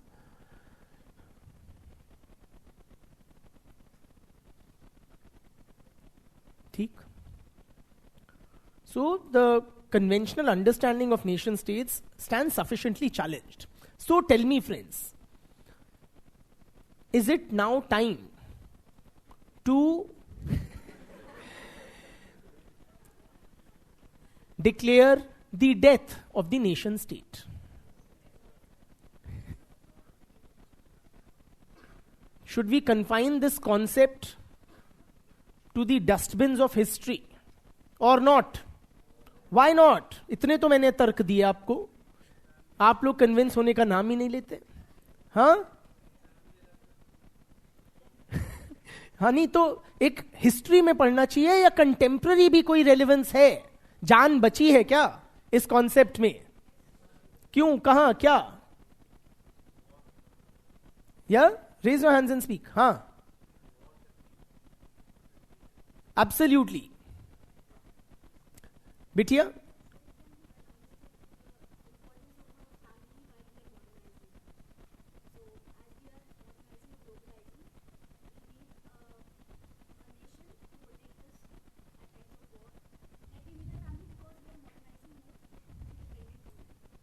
अच्छा. She is saying in times of crisis we need the nation state's protection. या उसकी छत्र छाया. हाँ brother?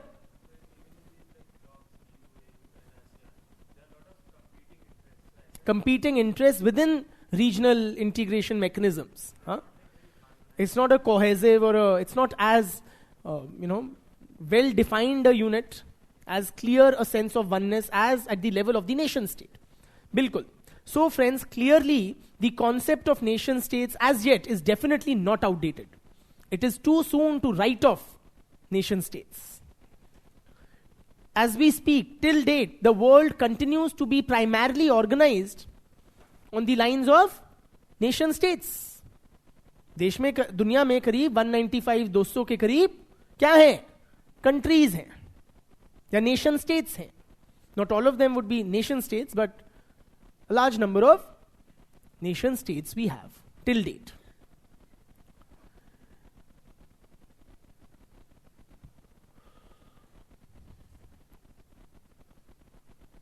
Territoriality, yani ensuring the sovereignty of the nation states and protecting its territorial integrity continues to be of vital importance to all countries. Yes or no? As we speak, Ukraine में जो हो रहा है, क्यों हो रहा है? To protect the territorial integrity. One country is defending its territory or its usurpation by another.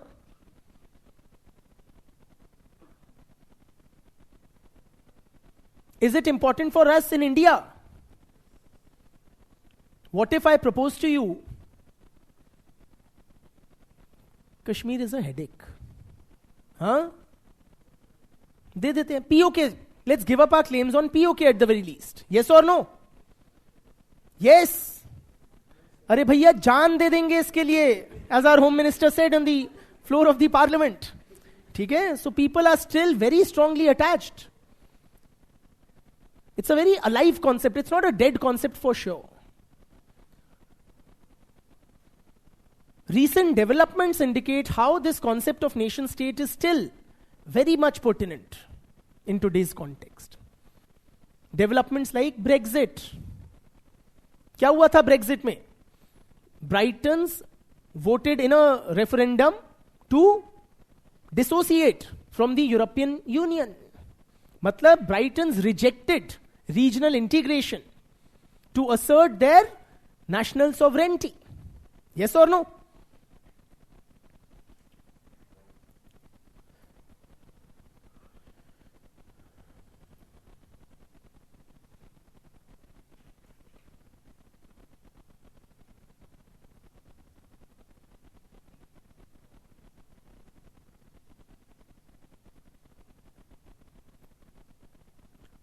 In different parts of the world, there is a wave of nationalism.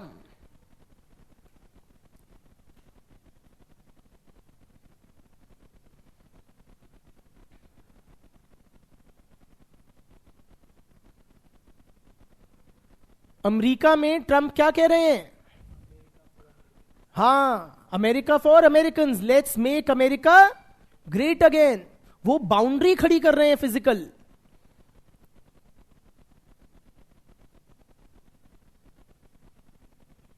Are you with me? Likewise, the Hindutva wave in India. One of the planks of Hindutva ideology is nationalism. Yes or no? Which its critics term as hyper-nationalism. Too much of Rashtravad.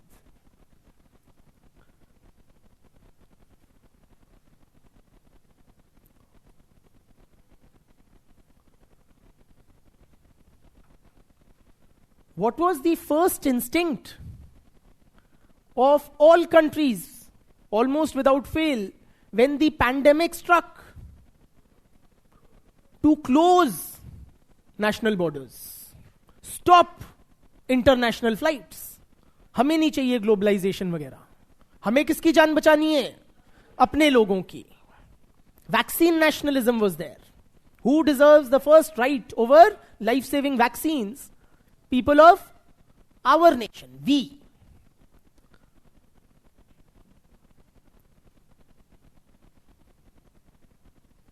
ठीक?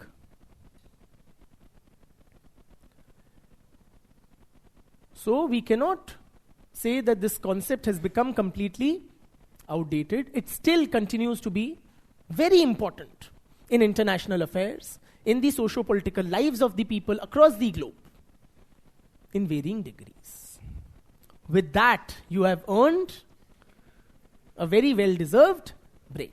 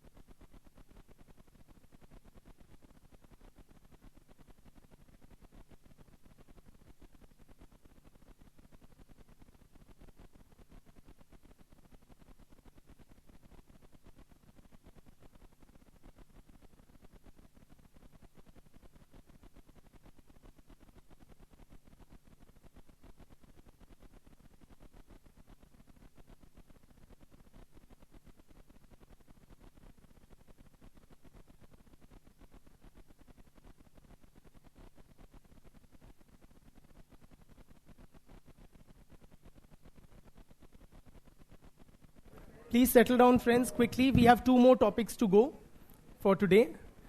Yes, one is small, short, the other is biggish. So, moving on to the next concept, which is citizenship. Citizenship.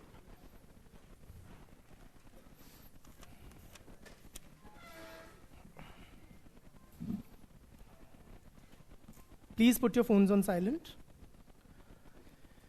What do you understand, friends, by citizenship?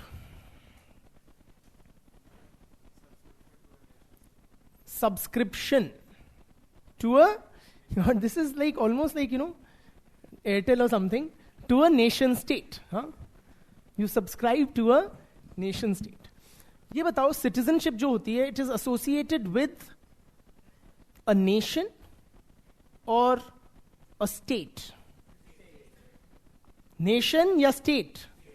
Clearly state. State. होती क्या है? What do you mean when you're subscribing to a state? It is a source of identity. But then we need more than that, no? I have multiple identities. For example, I am who? I am a Baniya. I am a Hindu. I am a man. I am a father. I am a teacher. I am also an Indian. Okay? So it is one of my many identities. Tell me more about it, brother. Political status awarded by the state.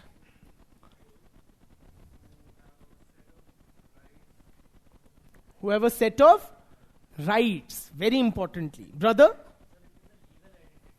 Very, very good. It is a legal identity or it is a legal status. Continue. Yes, again, he has very rightly emphasized upon rights. Citizenship, friends, clearly is associated with rights. Yes, और बताइए, brother.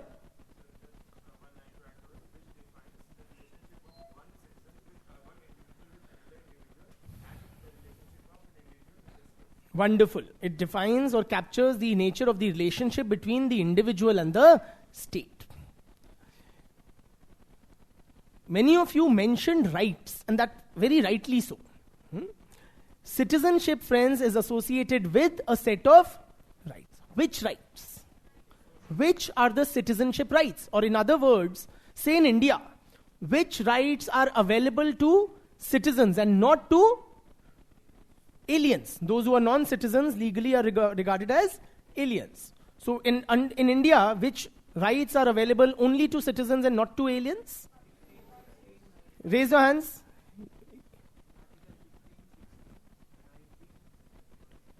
(15, 16, 19 and 29 and 30). I think it is these. Apart from these, any other rights which are not available to aliens or non-citizens? The right to vote, very importantly. Bilkul. Okay, so certain rights are only available to, so citizenship, those who are identified as citizens have a broader set of rights than those who are not considered the citizens of a state. Right? In that, so if I were to dwell a bit into the historical evolution of this concept of citizenship, this concept can be traced back to ancient Greece. In ancient Greece, there were several city-states. Athens, Sparta, इस type के city states होते थे.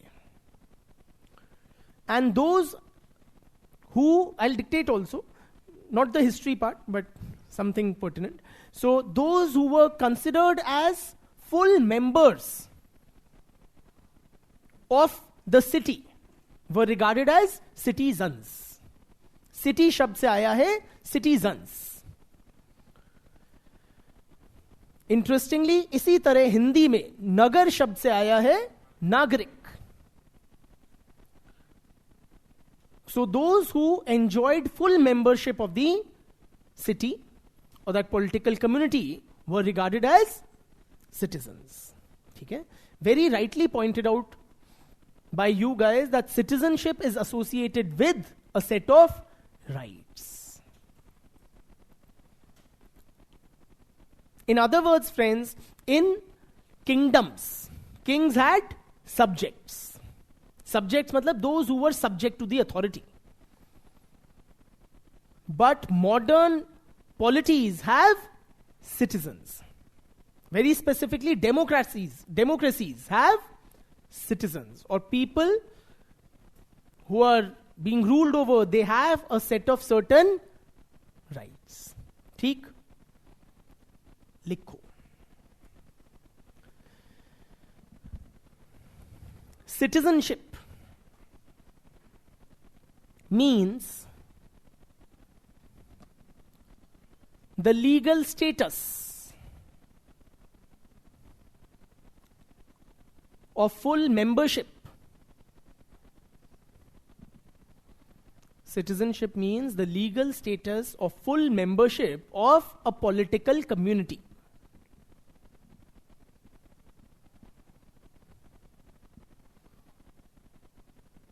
Full stop. Thus, citizenship entails a special legal relationship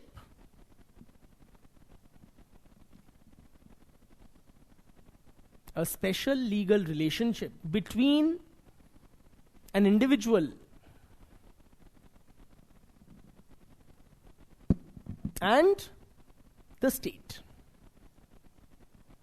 It entails a special legal relationship between an individual and the state. And what is this special legal relationship? Full stop. The state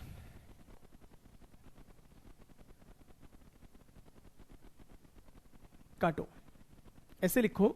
Citizenship is associated with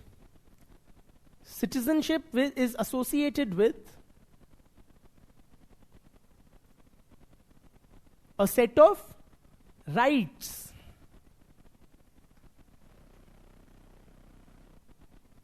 of the individual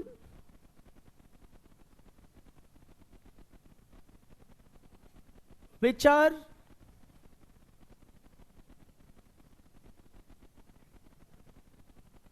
guaranteed या protected,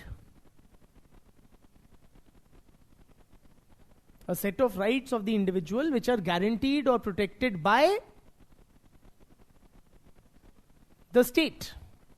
By the state. Full stop. Now friends, very interestingly, whom does the state guarantee these rights against? Very interestingly, very often it is against encroachment by the state itself.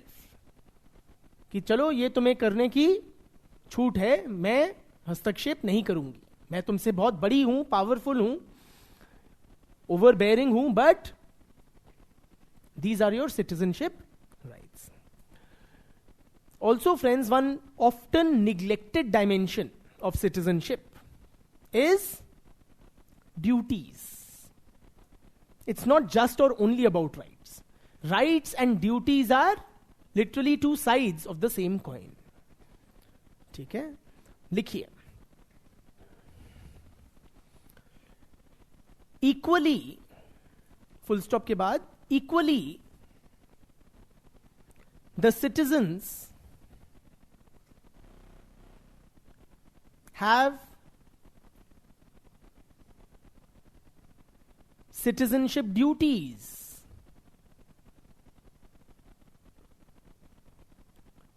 The most prominent of which is क्या? नहीं. Sorry? Right to vote. The duty to vote. Following the laws. Territorial. The most prominent of which is to pledge his allegiance. To pledge their allegiance to the state. Loyalty. Wafadari.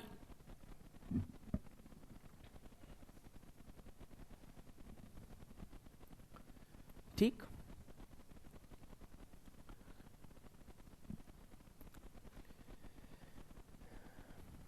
Now, universally, across the globe, there are two basic principles which are which are near universal for the grant of citizenship, which are, it's all Lakshmikant guys. Jus soli and jus sanguine. Ya sanguine, however you pronounce it. Jus soli matlab the law of the soil. Yani those who are born on the basis of birth in that territory, they are granted citizenship or considered as citizens of the state. Jus sanguine, J-U-S, not J-U-S-T, J-U-S. It's a Latin kind of a phrase, I presume. Sanguine, matlab law of the blood. Matlab those who are born to citizens. If your parents are citizens, you become citizens by virtue of that. Okay? In India, which one? Both. You must have studied there are 4 modes of becoming citizen. Namely, by birth, by naturalization, registration, chautha, when territory is acquired. Is that the case? No, naturalization, registration, birth, and by descent. Must be so. Yes, should be that. Go revise your Lakshmikants. Sorry?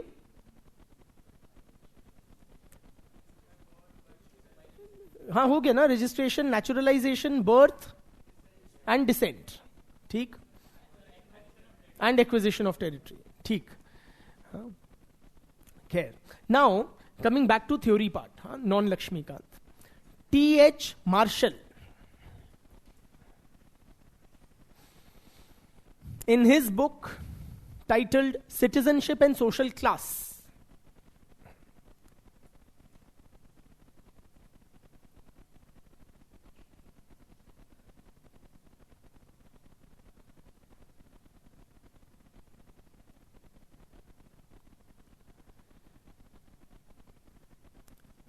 he suggests that the notion of citizenship has expanded with time. The notion of citizenship has expanded to include more and more rights with passage of time.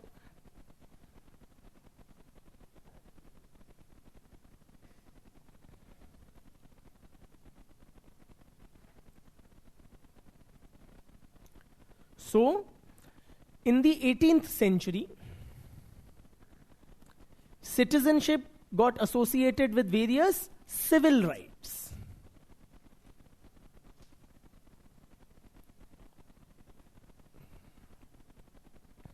Citizenship got associated with various civil rights in the 18th century.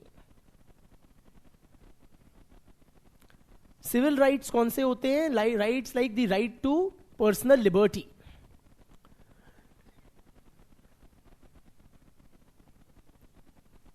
Right to freedom of speech.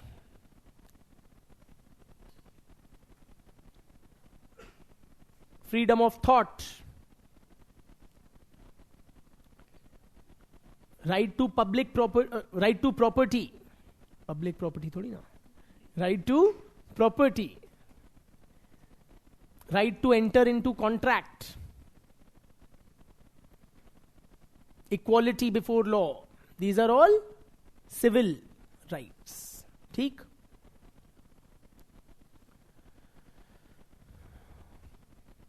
Then in the 19th century,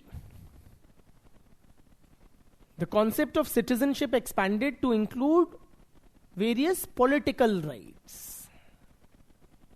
Political rights.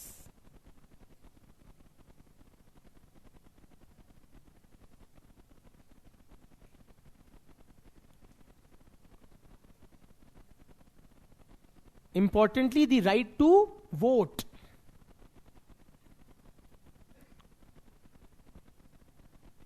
The right to contest elections. The right to hold public office.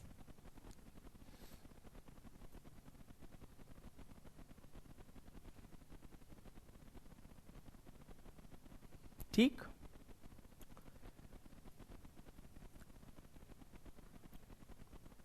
And in the 20th century, the ambit of citizenship was further expanded to include various social rights.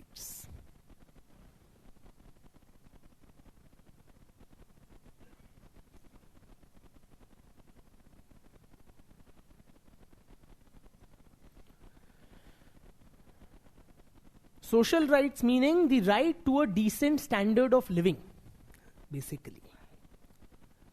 Or this notion of social rights is associated with the development of which type of state? Welfare state.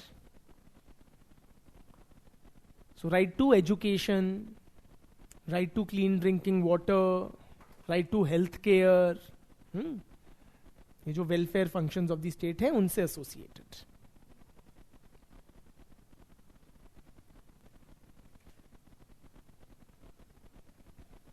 ठीक? Now, another point he makes that as this क्या बोलते हैं तुम्हारा See, इनकी किताब का नाम है Citizenship and Social Class. The expanding ambit of citizenship means greater equality. Means greater equality. So you and I and Ambani, we all have the same freedom of speech and expression.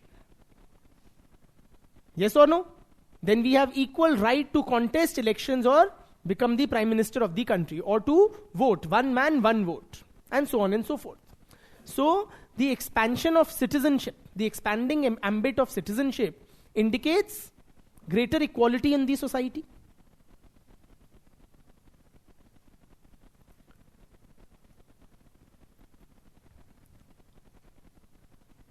Social class indicates क्या? Equality. It indicates inequality in society. Yes or no?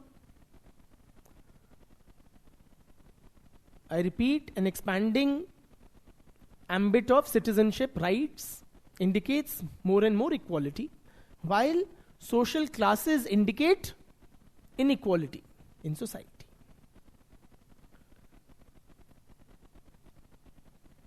So, tell me, friends, as the concept of citizenship expands further, does it mean that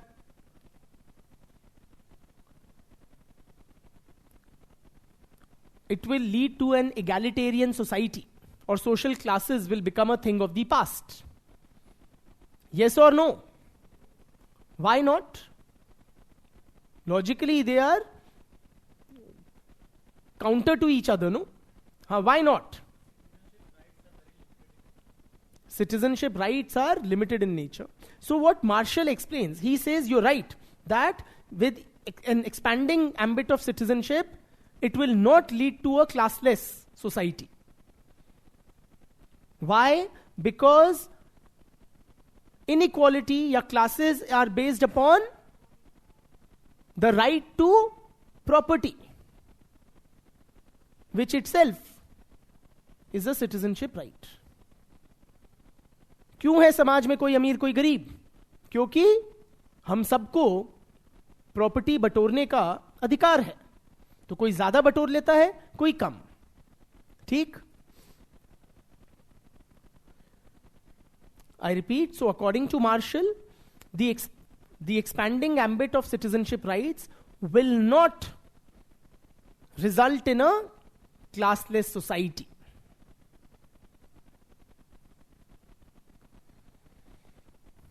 With expanding ambit of citizenship rights, or an expanding ambit of citizenship rights will not result in an egalitarian or classless society.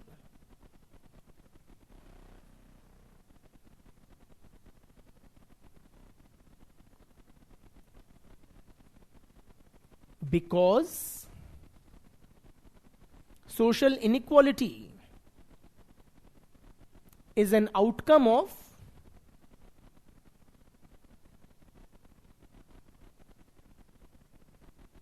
the right to property.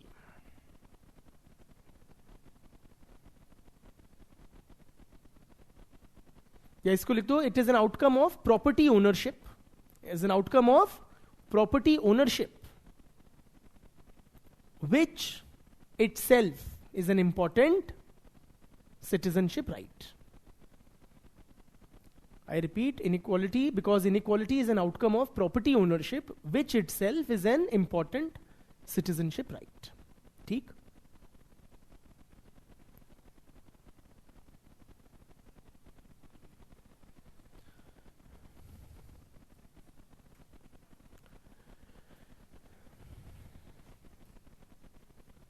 Now, Marshall's theory, before I proceed, was also criticized.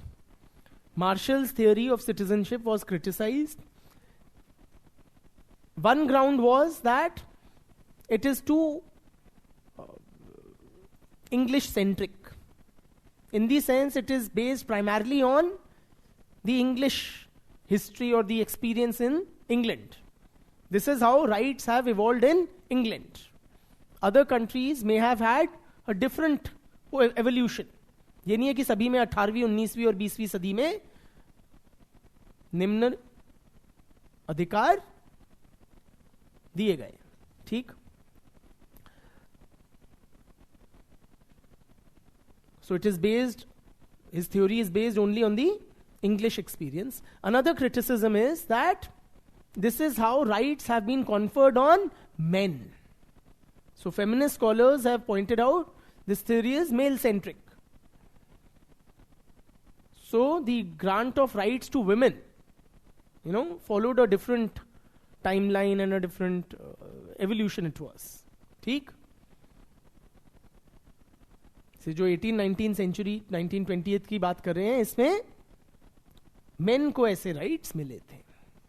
चलिए, now moving on to something more topical, which is the CAA, NRC controversy and the protests.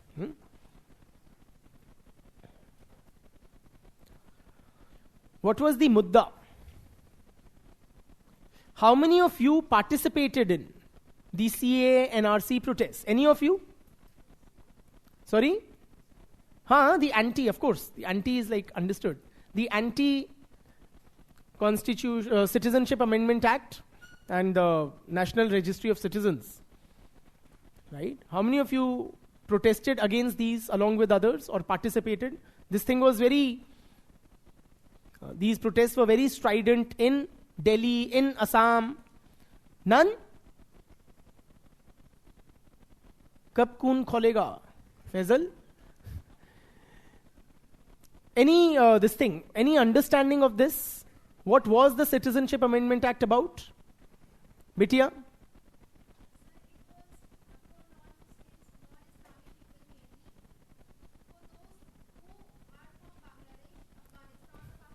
Absolutely.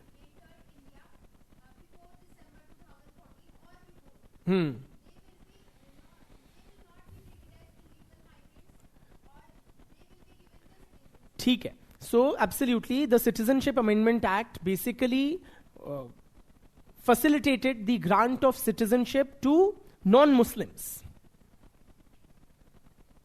from 3 Islamic countries: Pakistan, Bangladesh and Afghanistan. Okay? The grant of Indian citizenship to these persons was, and those who had arrived in India before a certain cut of this thing and had lived for 5 odd years, right? For them, Indian citizenship would be fast-tracked. And this was broadly what the Citizenship Amendment Act was about. The National Registry of Citizens was an outcome of an accord between all Assam Students' Union and the government of India, then led by Rajiv Gandhi. Rajiv Gandhi period. And basically it was in the context of influx of a large number of immigrants from Bangladesh into Assam, and to a lesser extent from West Bengal in India to Assam. So ASU, one of the students' bodies in then Assam, it was campaigning against these immigrants, arguing that such large-scale influx of immigrants was changing the demography of Assam. There were a lot of anti-immigrant campaigns, and it was in that context, there was a court judgment also, and it was in that context that the government of India and this protesting body of students, Assamese, representing the Assamese society, they agreed upon a national registry of citizens so that the illegal immigrants could be identified. ठीक? तो ये तो हुआ था. Where do you guys stand? And that was sought to be implemented now by the Modi government. After having remained in limbo for long, it was now being implemented by the Modi government, and there were widespread protests, okay, against the CAA and NRC. Reason being, or one of the main reasons being, that these, by the protesters, these were seen as discriminatory measures, specifically targeting Muslims. So the Citizenship Amendment Act was seen to be discriminatory simply because it fast-tracked the grant of citizenship to non-Muslims.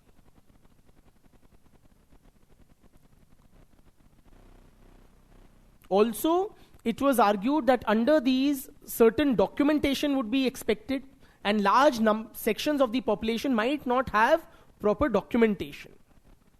So they will be denied citizenship. Under the NRC, it was alleged by the protesters that there were detention centers being organized in parts of Assam and elsewhere, where simply the human rights of those identified as non-citizens were being trampled upon. And that would be a logistical nightmare. What will the Indian government do? Will it transport them back to Bangladesh? What if Bangladesh is unwilling to accept them? Are you with me? So this was the context. The government of India's argument was that the CAA does not alter or affect the citizenship status of Indian Muslims.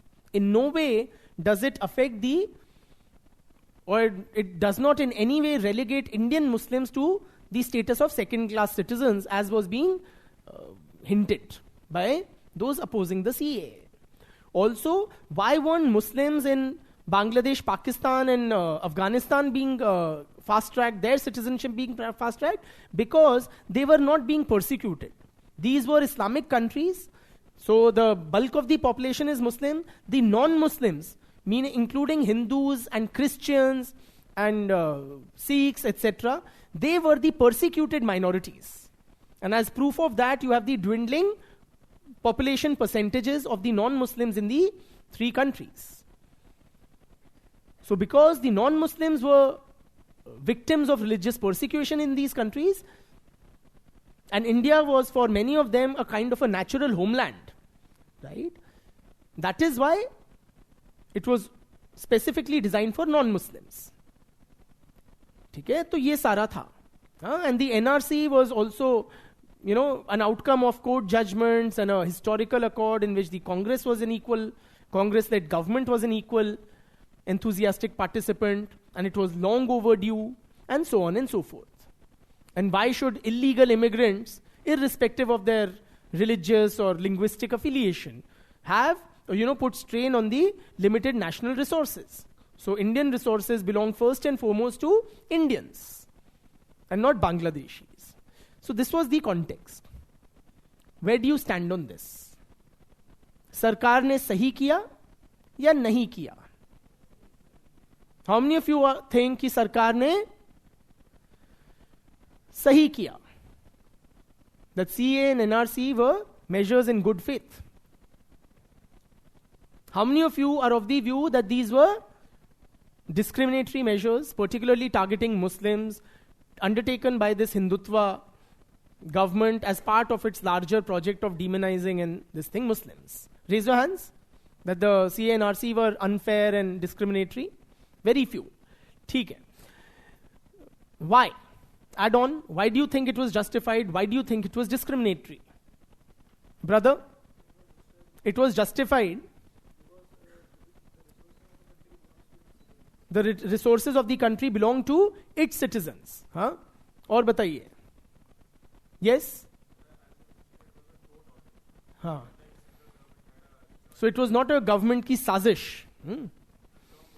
And the very prolific home minister, he had made some statement कि हम घुसपैठियों को ढूंढ के बे of Bengal में, बंगाल की खाड़ी में फेंक देंगे. ठीक है? So that like added fuel to the fire. हाँ. Or fuel that, fear or that sentiment. हाँ.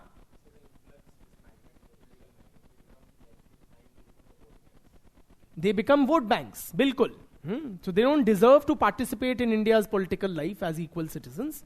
They get made fake Aadhaar and fake voter IDs, etc., which is not too difficult. Anybody from Assam? Assamese people? हाँ, so tell me, क्या हो रहा था वहां पे? बहुत ज्यादा कर्फ्यू वगैरह हो रहा था. मतलब माहौल क्या था apart from the curfew part? घर के अंदर डर के बैठ रहे थे. ओके. हाँ, और बताइए ब्रदर. हाँ.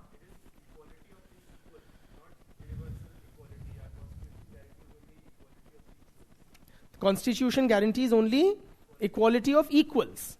ठीक है, interesting. And you are suggesting that they are not equal to us. Very categorically he's saying. Why do you say that? And with such assertion?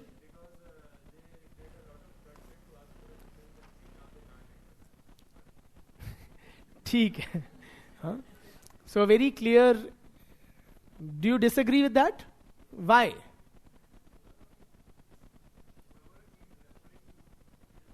He is referring to Muslims.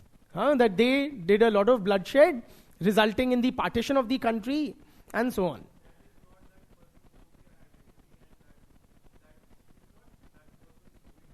That it is not the person's only identity or his doing. Also, very interestingly, when the ASU movement agitations were going on, right? It was not so much on the basis of the religious identity as it was on the basis of linguistic identity. So it was considered that Assam belongs to the Assamese-speaking people and the Bangla-speaking people, including both Hindus and Muslims from Bangladesh. Illegal Hindu and Muslim immigrants from Bangladesh, they were changing the demographic character. Also, some people from West Bengal. Later on, it did also become communalized, or the divide became along religious lines. Anti-Muslim sentiment cropped up then. Right? So here you can apply which concept? Ethnic boundaries are fluid, shifting. पढ़ा था ना? हाँ. Yes, somebody had raised a hand. Bitia?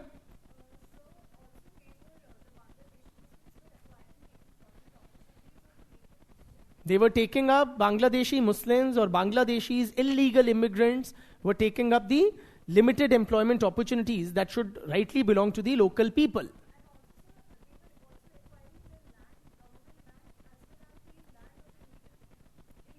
Illegally कब्जा कर रहे थे native people के land पे.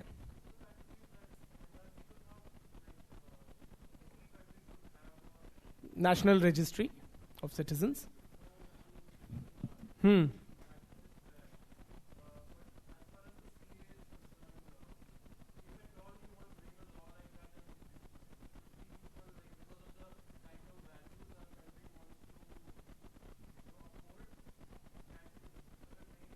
So how can you exclude a particular religious community? Brother?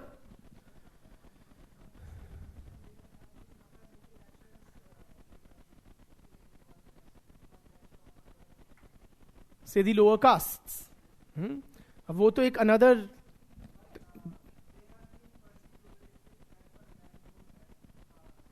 So he's saying you can't deny the historical persecution, or in fact the current persecution of the non-Muslims in the Muslim majority neighbor countries.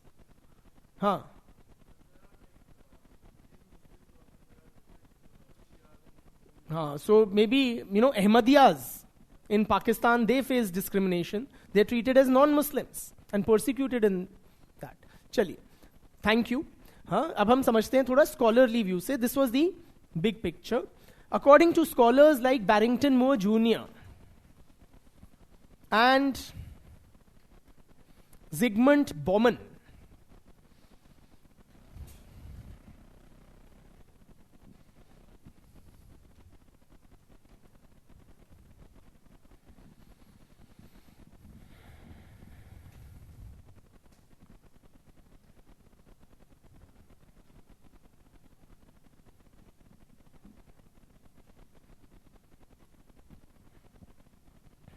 in a large country,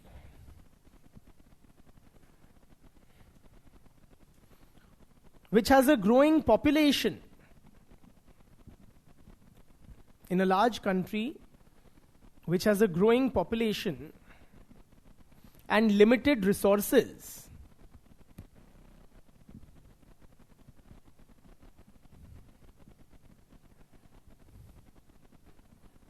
comma, the government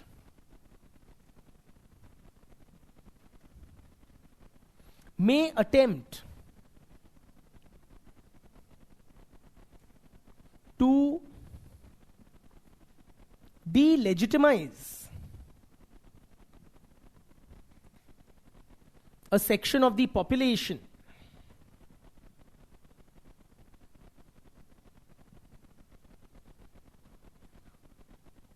because of its inability to contain the population,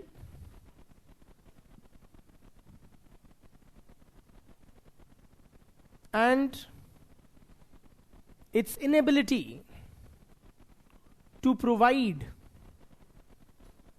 for all sections of the society.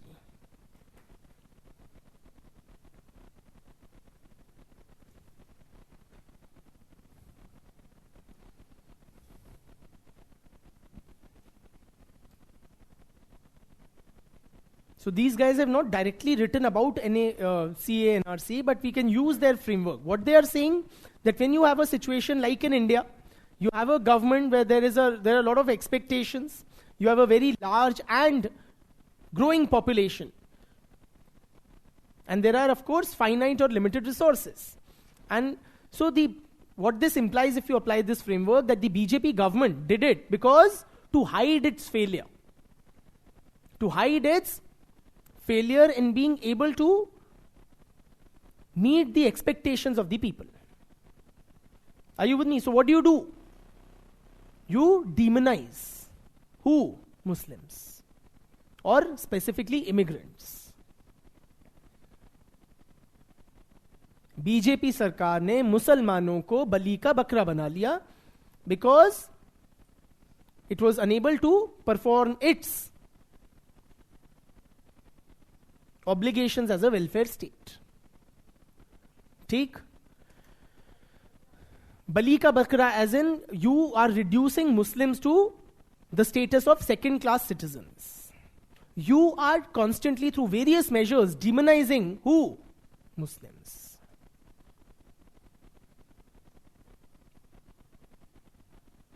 समाज में limited opportunities हैं. Yes or no? Say job opportunities, educational services, etc. सब कम है. कौन खा जाएगा? Immigrants खा जाएंगे. क्राइम रेट्स बढ़ रहे हैं. कौन कर रहा है कंट्रीब्यूट? इमिग्रेंट्स करते हैं. लैंड पे स्क्वैटिंग हो रही है. somebody had mentioned. कौन करता है ये? Illegal immigrants. समझ रहे हैं आप? हिंदू लड़कियां फंसाई जा रही हैं. कौन करता है ये? मुसलमान. है ना? लव जिहाद, लैंड जिहाद, यूपीएससी जिहाद, all sorts of jihad. Suraj Gogoi writes that, he is specifically talking about CA and RC. The CA and the NRC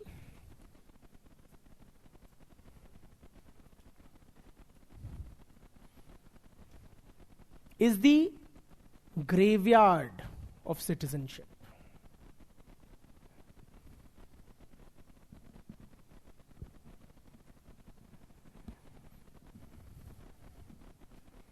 citizenship क्या होती है? Equal treatment, the promise of equality, you don't discriminate. और यहां पे आप क्या कर रहे हो? सिटीजनशिप के अंदर ही डिस्क्रिमिनेटरी क्लॉजेज डाल रहे हो. Over 2 million people will be kept out of the NRC. Over 2 million people, ये सब मैं नहीं कह रहा, सूरज गोगोई कह रहे हैं, will be out of the NRC. And for the government, it will be a logistical nightmare. क्या करोगे 20 लाख लोगों का? डिटेंशन सेंटर्स में डालोगे, डाल के क्या करोगे? पालोगे, पालना पड़ेगा. You'll have to provision रोटी, नहाना, धोना, everything for this massive population. क्या करोगे? इनको वापस भेज दोगे.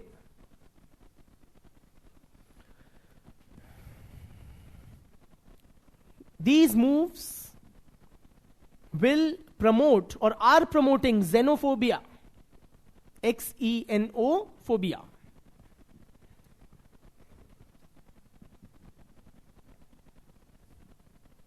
Xenophobia क्या होता है? A fear of या hatred of outsiders या foreigners.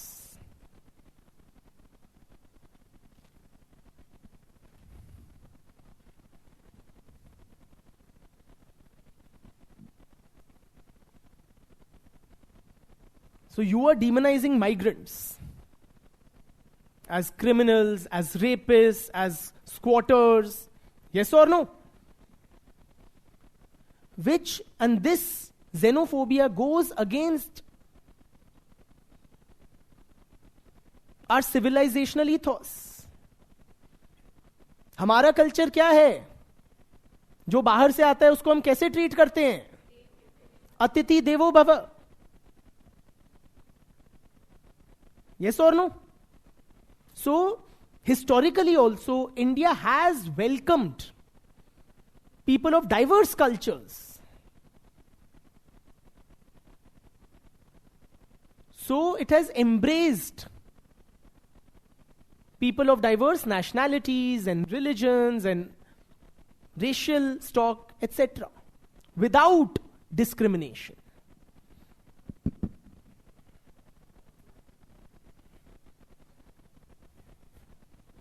Yes or no? So India has never been closed for outsiders.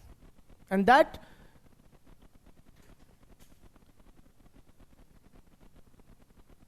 civilizational historical trend is now sought to be reversed by such measures. ठीक?